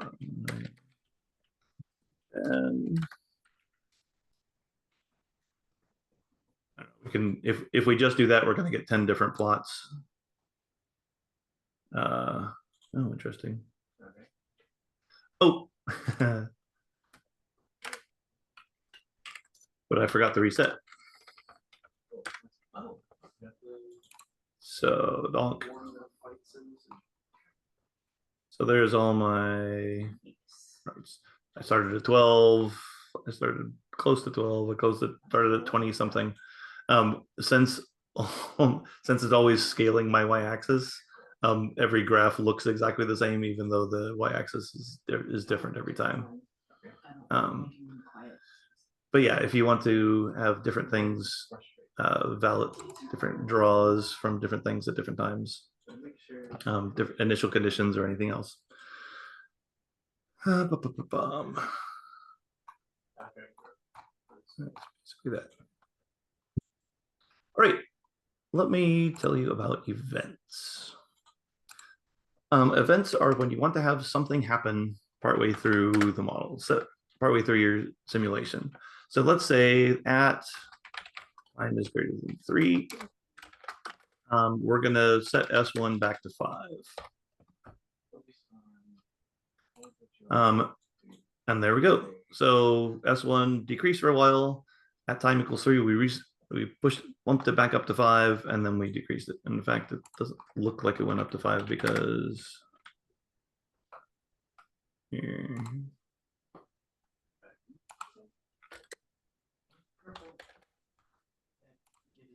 there. So when actually up to 5 here before it started going down again. And then of course, like since we just added a bunch of material to our simulation, then everything else sort of goes up and S3 starts going up faster, etc. You can also say, and it's important, I should point out here, instead of, it might make sense to say at time equals 3. And we can do that, but it doesn't always work. So like at 3 here, S1 was supposed to go to 5, but in our simulator, these events trigger every time the value changes from false to true. And as it's taking steps, it checks what it was before, and it checks the value of whatever it's calculated in here beforehand, and it checks it afterwards. And it was like, did we change from false to true? And if we did, let's go back and figure out the exact moment where it changed from false to true and reset the simulation and go from there. But if you say like time exactly equals 3, it's going to get to like time equals 2.994 and then 3.004, 005, and then it will be false beforehand, it will be false afterwards, and it won't notice that in the middle it was supposed to have changed. So instead, if I say time is greater than 3 or greater than equal than 3, it should change like as soon as it takes a little step past 3, and it's like, oh, we've changed from false to true. I should figure out exactly when that happened. It'll go back, calculate it exactly, and bump it up. You don't have to do external things like time. You could say, whenever S1 gets lower than 2, we're going to bump it back up to 5. And now every time it comes down, it simulates and it goes down to -2, it'll bump up to 5, and then every time it'll happen again. If we sort of want to see what's happening, yep. Is that going to show us? Now we need to actually.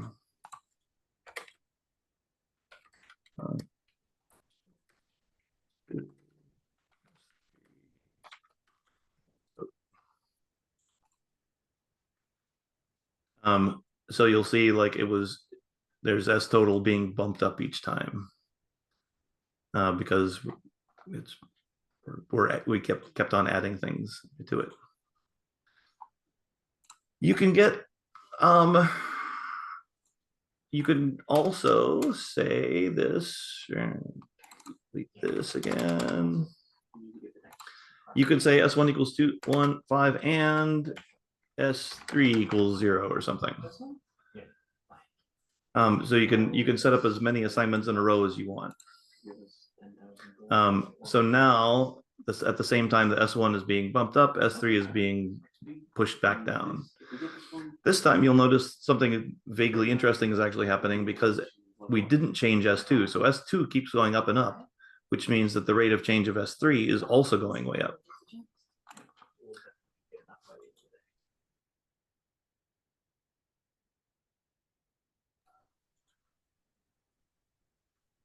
This is how you do drug addiction. Like, yeah, you could, like anything like, or addition, I guess. Oh yeah. Like, so at a particular time, you're at a drug to the mix. You could just say, and you could absolutely model it like this. You could also, I could say, for this, I just said S1 equals 5, but I could also say S1 equals S1 plus 5. Oops. And that's sort of the addition thing would be, or here, we'll put 3 here. At this point, we're just adding 3 to S1,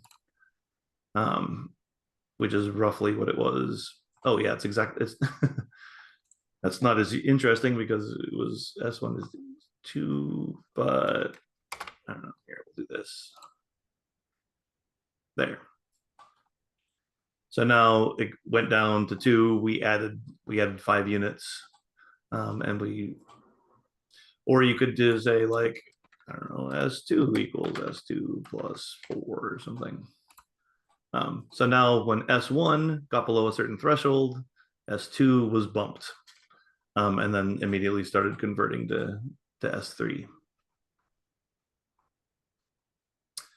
And you can determine multiple. Yes, you can absolutely do that. And also at time is greater than 3, S2 equals 0.5 or something. So now we have our first event that like we added a bunch of stuff to S2, and then at time equals greater than 3, we set S2 to 0.5. You can also, this is where you can start to get tricky with things. Let's say we'll have 2 events.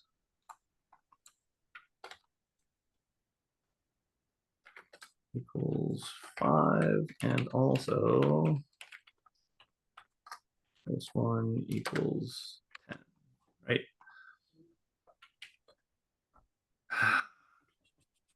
So this will, yeah, you know what? Here, I'm gonna change this to be a slightly better example. It was less than 3. Right.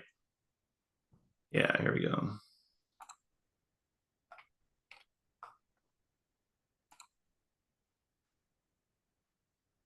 And we will not put S3 in our model.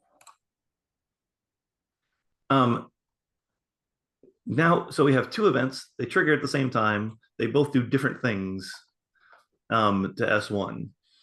And basically like S1, and so it is, so Roadrunner is choosing randomly between them to say which one actually fires. But you could say, you can give an event a priority equals 5, priority 1. And now it always does the same thing. It always sets it to 10, I think, because you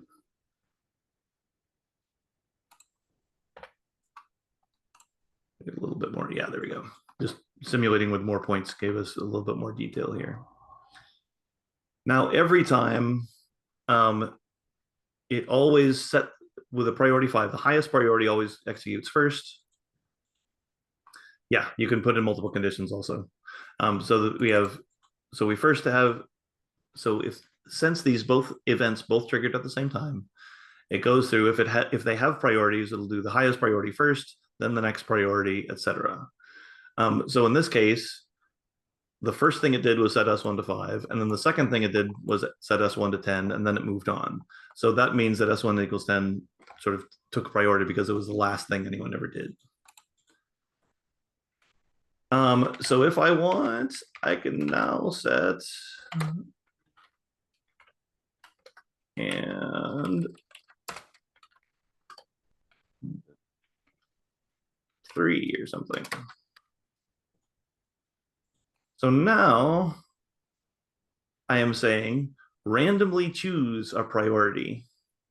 And this, we can do this with like something like this is sometimes useful for like neural spiking or something.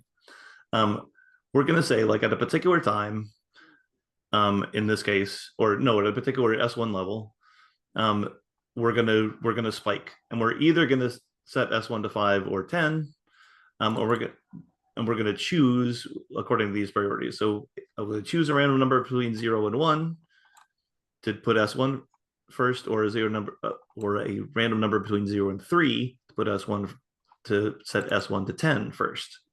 So you notice at a ratio of about 1 to 3, they're like typically this number is lower than this number, and so we set this one first, set this one next, and it ends up at 5.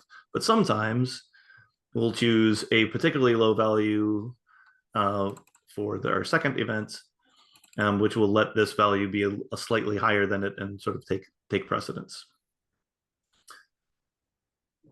All right, let's go back to a simple.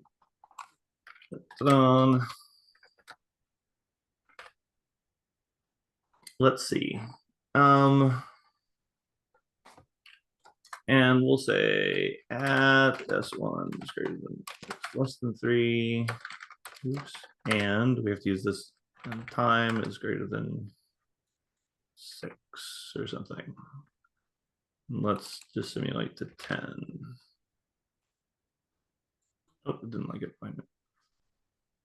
Oh, I didn't actually say anything. S1 equals, oh, S2 equals 0. There. All right. So now I have 2 conditions here. Every time S1 gets less than 3, I bump it back up to 5. But if it's less than 3 and I'm greater than T6, then I'll set S0 to 0, S2 to 0. So the first several times I keep re-spiking at S1, but eventually the second one hits, and S2 is now 0. And of course I could say like, and S2 is greater than 6. Yeah, it'll be about the same, looks like.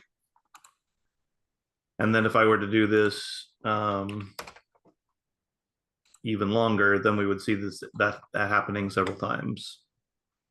So we keep spiking S1 until finally S2 gets large enough and S2 gets reset to 0. Any other questions or suggestions as to interesting events that you put in here? Basically, you can go wild with events and put all sorts of things in there.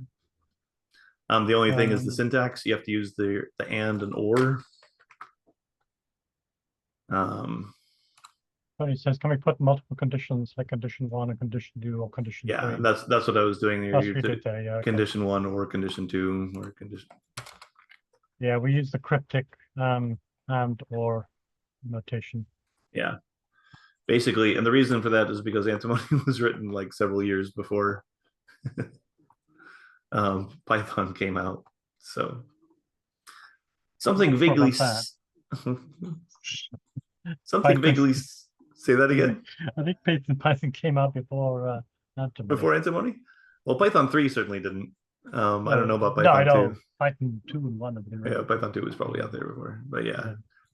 Python wasn't as nearly as popular as eventually became. But finally, everyone like, all right, let's do Python. Yeah. Antimony was originally designed as just a C library or C++ library that you could use in a variety of contexts. One of those contexts turned out to be Python. So, all right, here we are back to our old friend here. There's a special function called a piecewise function, which will return different values based on different conditions. So I can say, so this one, if I say that K1 equals a piecewise value 1 if condition 1, value 2 if condition 2, and I can do that as many times as I want. And then at the very last time, if I have an odd number of arguments to the function, then the last one is the otherwise. So let's say do this. So we will comment this one out. So right now, K2 is 0 for time as, here, when time is less than 1, but it's 1.8 when time is less than 3. Let's see what happens. Yeah, there we go. So K2 controls this reaction of S2 to S3. So so up until time point 1, it was 0. So nothing was getting converted to S3. Then it finally turned on. It was fairly high. At one point, it gave a value of 1.8. And now it started being converted to S3 a bunch. Until time was greater than 3. Until like the time was no longer less than 1 or less than 3. And then we got the otherwise of 0 again. So we only turned on in this window and we converted a bunch of S2 to S3, and then we stopped again. Piecewise functions are useful in a variety of contexts. Again, it's like anytime something is true, it is one value in certain conditions and not true in other conditions. If you don't turn that on, then this is just an initial assignment, someone asks. And so what happens is that it is always 0 because it evaluated that function when it first figured out what value K2 had. And after that, it was like, okay, I'm not gonna change it after that because I didn't say it always equals to that. So typically for piecewise functions, you want them in assignment rules. If you want, you could, it's potentially useful in, let's see here, S1 prime equals that. This boundary species again, and we'll turn on K2. Does that work? Yes, here we go. So here's S1. We said we started off at 5, and the rate at which it changes is 0 at the beginning, then it's 1.8, and then it's 0 again. So it was 0, then it was 1.8 and changed, and it was increasing. If we said it was negative, then it would decrease, started off at 5, and then it would decrease, and then it would stop changing again. And we can do this as much as we can. We could say like, in fact, if we wanted to do something interesting here, we could say, it's 2.0 when time is greater than 4, and otherwise it's 0. So, so first it hits this 0 is because time is less than 1. Then it hits 1.8 and when time is less than 3. Then time isn't greater than 4, so it hits the otherwise and it's 0. And then time is greater than 4 and it's 2.0 again. So that explains all those stair steps. So that was the rate. That was when we set the rate rule, was that. And in fact, we can put this, if we want, as that function, right? Change that, and now the whole reaction system is changing according to that. S1 is changing. Oh, yeah, let's take it up to minus so things actually go forward. This rate equation is just returning a single value, so nothing is changing it. If we could multiply that by S1 if we wanted to make it slightly smoother. There.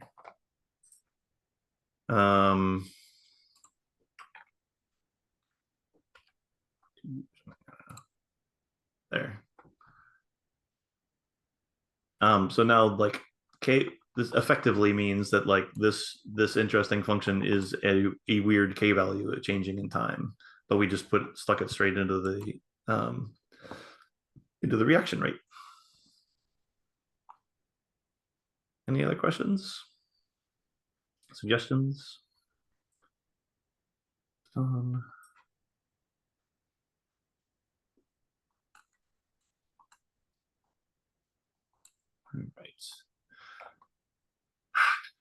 right. You might end up seeing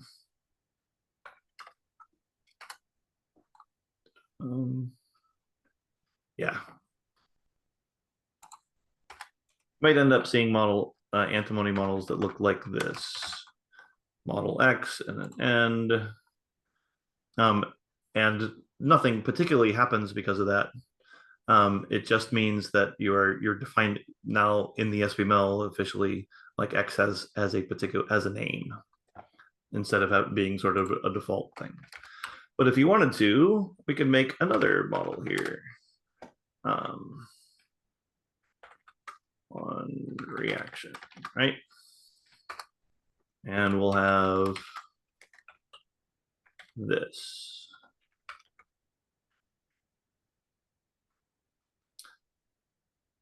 Now, if I wanted to import, yes, B is also one reaction. Oh, that is actually basically what I wanted. Equals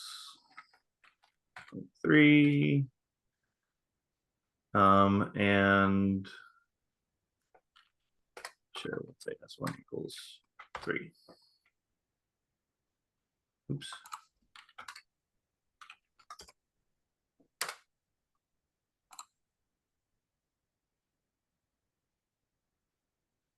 All right. So, oh yeah. This is actually showing 4 things, but I've imported the submodel twice, so you can't see any difference. But if I say b dot k1 equals 0.2, then you might be able to see a difference here. And now you can actually see like this is actually 2 reactions happening at once with a total of 4 species. We have A has S1 and S2, and B also has S1 and S2.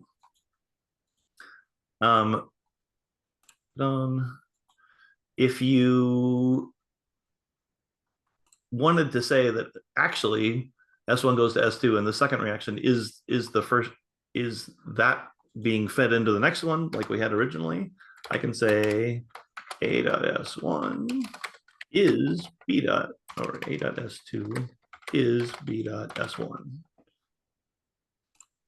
And now I have something vaguely similar to what I had before, except that both S1 and S2 are sort of like starting off here at 3.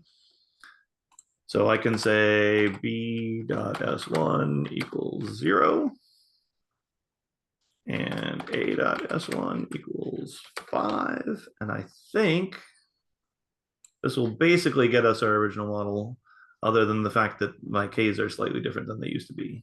So I used to have K1 as 0.6 and K2 is 0.3. So set this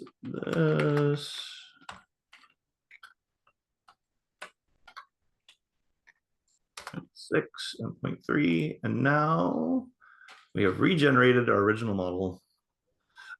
Indentation is not important in antimony as long as you start with the word model and end with the word end. It's indentation. So indentation doesn't have semantic meaning, but obviously it makes it easier to read if you have that. So this is obviously a very complicated way to do a relatively simple thing, but it becomes more important when you have entire subsystems that you might want to swap out, or just like pull out and test separately. Or you might have someone else's model, like someone else had a model of glycolysis, you pull it in, you say like, I'm going to add a new module, a new like set of reactions to this and see what happens. I can use the syntax to pull in the other reaction, and go from there. If one way of saying something like this is to put elements in the interface. So I'm going to say A, B, and B to C here. And then... No, I shouldn't say A, B, and B, C here.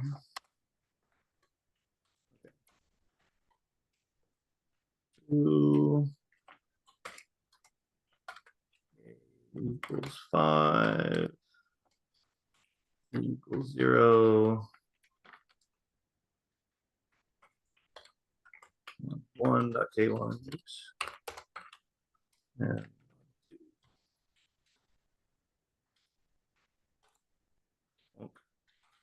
now I have things called A, B, and C. And so it matched A to S1 and B to S2 in mod 1. And then for mod 2, it matched B to that second copy's S1 and C to the second copy's S2, for a total of only 3 species, just like we originally had. I believe the antimony, let me go ahead and pull that in.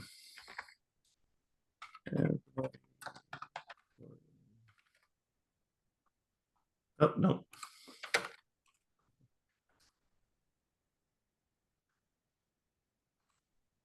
All right, let me see this. All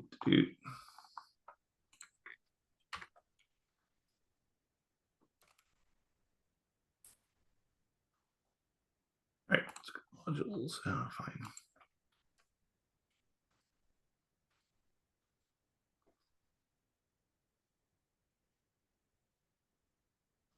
Yeah, so this is sort of similar. Actually, this is not what I was first remembering.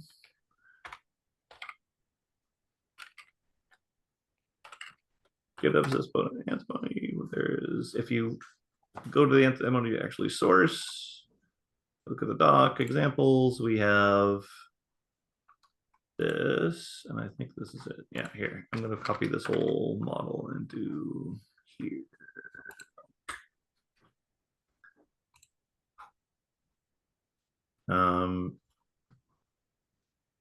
Yeah, here.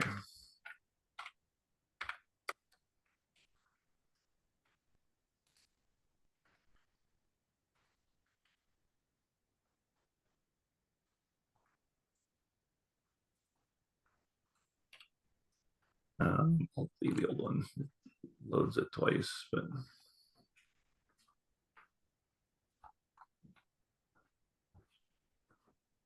oh, okay. CAX, which means I should probably update the example. X, wait, X. CAX. Okay. Feed forward network. The feed forward network has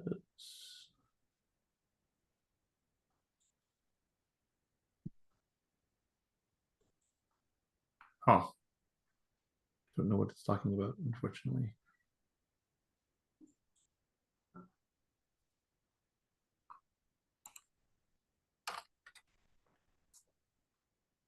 Network. So what is it complaining? It's still wondering about that. That still has that. All right. I won't try to debug my own code here. Line 18. Ta-da. Oh, was it just wondering about that? I don't think that was the problem. Oh, line 18 just meant that was line 18 was the line that it was loading in general. Oh, yeah. So as this mentions, I mentioned species have a default value of 0. Compartments actually have a default value of 1. Similarly. Okay, I won't worry about debugging but you can imagine like a bistable model connected to a ring oscillator connected to a feed forward network, something like that. I'll try to fix my example so it actually is loadable in RoadRunner in the future. All right, one final thing here, or the next bit. So for here, Antimony now has the ability to turn on layout and render, which means like if you want to make a picture of your model, you can. This is what I used sbml network for originally. The RoadRunner object, you can get sbml network works with SBML. You can get the SBML from RoadRunner with this function.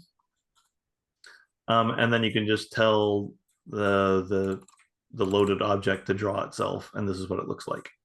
This is a auto-generated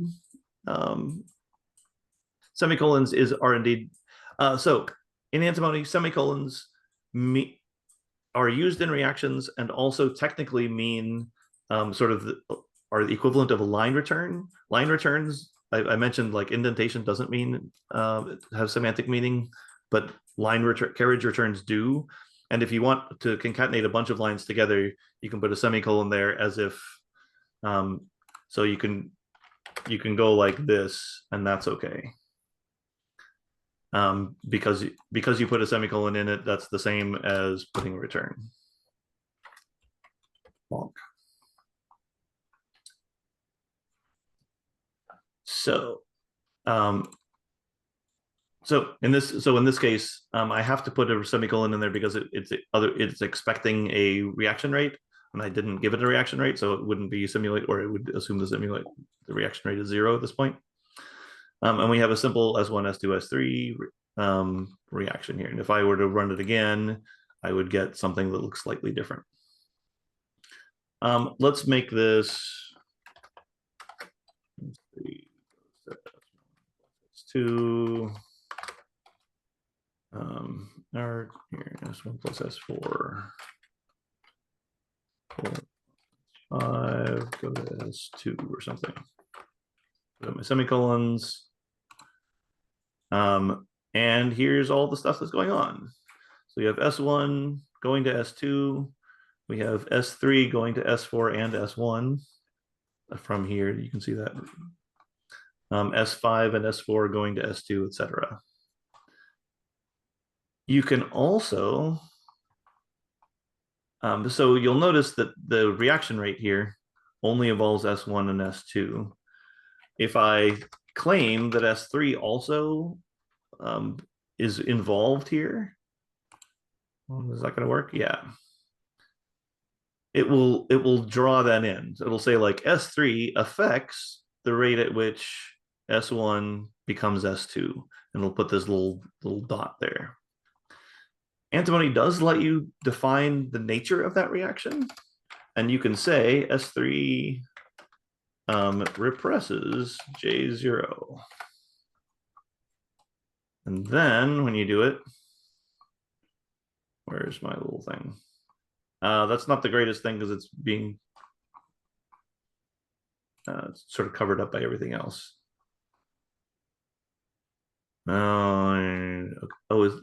It's trying to draw them both. All right, here, let me do this.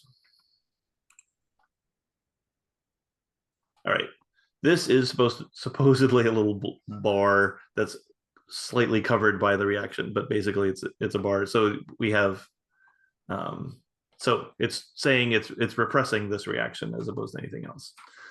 You can also say it's activating it. And then it'll do the dot. You can technically also say that it's just interacting with in an unknown way. I don't think the drawing program sort of understands that yet. I think it's going to say it's going to still put it as a dot. Yeah. So there's a slight bit of we could fix that as we go forward. But basically, officially, this means S3 affects J0 in some unknown way. This means it reprices it. and this means it activates it. And this doesn't have any effect on the math. Either the math agrees with this or it doesn't. But this is just basically an annotation saying like this is the way that S3 affects the reaction J0. And if you were the primary source of whether something is actually activating or repressing something is just the reaction rate itself. If the reaction rate, if you increase a value in that formula and the reaction rate goes down, that means it's repressing it. And if you increase the value in the formula goes up, then that means it's activating it. And if it's different at different times, then it does both. Go ahead.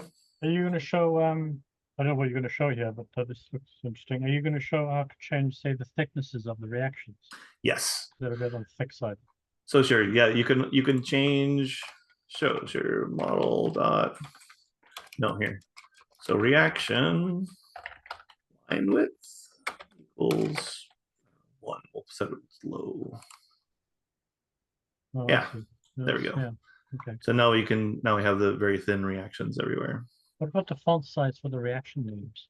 Yep, we can do that too. I was just noticing that when I was setting this up. I mentioned it to Adele. It's like those fonts are tiny. Yeah. Reaction font size equals 20 or something. And now, okay. They increase that way up. Yeah, right. There are other things you could say. Reaction dot color equals red. Oh yeah. And now the color of the boxes of the reactions are red. So but yeah. I don't know if you've mentioned this. I should add to the audience. All this information gets stored in the SBML in a standard way. It's a community standard called layout and render. And so you can load this model into Bukazi and you'll be able to see the same network. Right. Visualized. Right. Yeah. You don't have style. You don't have style support, do you? There are a predefined list of styles that's what I mean. You can't engage Escher style. I can actually. Like, so the model. See what happens. I forget what it is. Model.style. How do you spell Escher? Yeah. Is that it? Yeah, probably. Nope. No. Oh no, and I can't do model.style anyway. Escher. Well, no, spell Escher. That wasn't the problem. The problem is actually the style. Oh. Okay, here. Let us look at.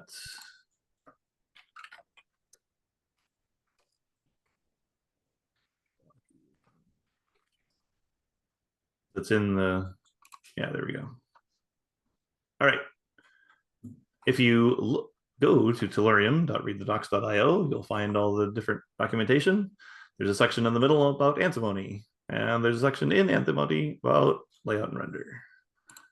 Model.layout, and it'll talk about all these different things. So yeah, you can set position, the size, the height. Let's look for the style. You search for Escher. Oh no. Oh, style settings. Okay, model.layout.style equals name of style. And then here's all the different, and there's ESCHER. Okay. So style layout.style. Okay. I haven't seen this before. There we go. Oh, yeah. And obviously I changed things a little bit, but that is the basic Escher style apparently. No, it's not. It's well, here, let me. The species names shouldn't be on the circle. Oh, really? Yeah. Okay. Yeah, that's not very good. So I don't know if those of you know do any metabolic modeling, but the Escher style is a popular layout style for metabolic models. And so we've got, obviously we need to adjust the style a bit, but we want to try to replicate that style. But we got a paper, 2 papers, one submitted, we're going to submit the other one, which talks about how to generate Escher style layouts using SBML. All right. For some reason, didn't like that either, but anyway. some things to do here then. Yeah. Okay. Oh, okay. Yeah, so this is completely new. This wasn't available last year, for example. This is completely new work that Lucian and Adele have done. So the idea eventually is that, well, no, you can do it now actually. You can layer your simulation data onto the network. And so you can see the fluxes and the concentrations as visual representation on the network itself. Yeah, like so yes, like as the concentrations of things are changing, you might like change the size of the box or the color of the box or the thickness, and as the reactions are changing, you might change the thickness of the lines to a thick line to indicate high flux, a thin line to indicate low flux, and things like that. I'm going to do this here real quick.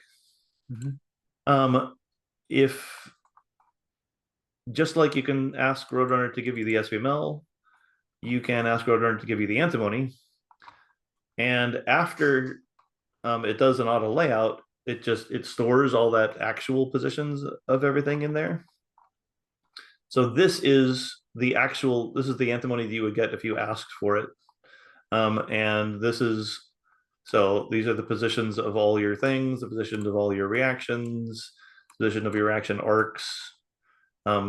This is B1 and B2 are control points for those reaction arcs. So this is sort of everything you need to recreate this exactly is here. So the model, oh, it's in quotes. That's why I couldn't get it to work. So yeah. So that's, yeah, okay. So if I wanted to say like it was something else, if I wanted to pick another one of these options like purple and yellow, I could put it in quotes.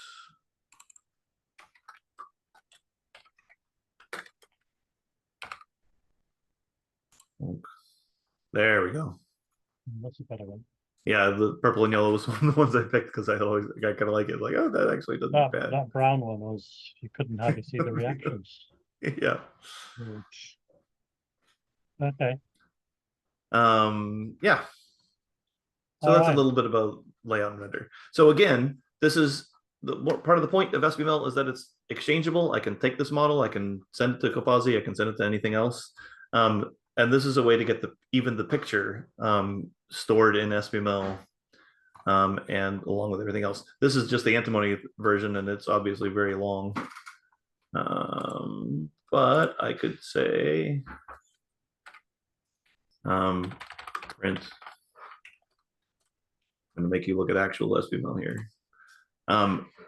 So here is the full version of the SBML, and you can see like all this layout and render stuff, all these. I don't know. There's just so much information. This is like this is the key information I needed to like export an Antimony, and I rounded all those numbers because there's no need to have a number that large with that many digits when you're just visualizing everything. Here's the basic part of it with the species and reactions. I think you're going over that tomorrow morning, right? SBML. Yes, yeah, some more with SBML tomorrow. Okay. And I had a little bit in here for importing from biomodels, but I think I'll probably do biomodels tomorrow. Yeah, tomorrow. Yeah. That's your for tomorrow. All right. Okay. Are there any other questions about Antimony? Other things from that? Questions? Yeah. Okay. All right then. Let's. We're going to finish off. We're going to finish today. I just want to show you tomorrow's topics, and then we're done. There we go. So tomorrow morning we start again at 9 Pacific time, and Lucian's good to talk about biomodels and reproducibility and probably SBML as well. That should be biomodels, capital M, right? Is it? Yeah. Yeah, I think it is. And I thought we put in like 15 minutes of discussion time, so people can chip in and talk about stuff, and then we'll start with we're just going to do some basic parameter fitting. So Joe Hallenstein's going to get some theory, and I shall write a fitting program on the fly as you watch to fit some models. And then we'll have some more discussion time. And then we have this interesting new section on AI. So we'll see the first time we've done this, we'll see how that goes. It turns out to be you can do quite a lot with AI for modeling. So we're going to show you some of the stuff that you can do with something like ChatGPT or Gemini or Claude. Claude is pretty interesting as an AI. So, and it turns out the AIs know a lot of antimony, and I think that's down to the fact that Lucian at some point uploaded hundreds of antimony models onto GitHub, and I think the AI learned It all found about them it. all, yeah. Found them all and learned all about it. So, okay, any final questions then before we leave for the day?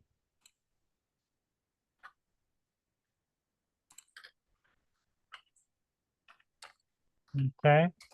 Well, the Slack is always open, of course, so you can always post things to the Slack if you ever need to. But other than that, wherever you are in the world, I hope you have a good evening, morning, afternoon, whatever. Thanks.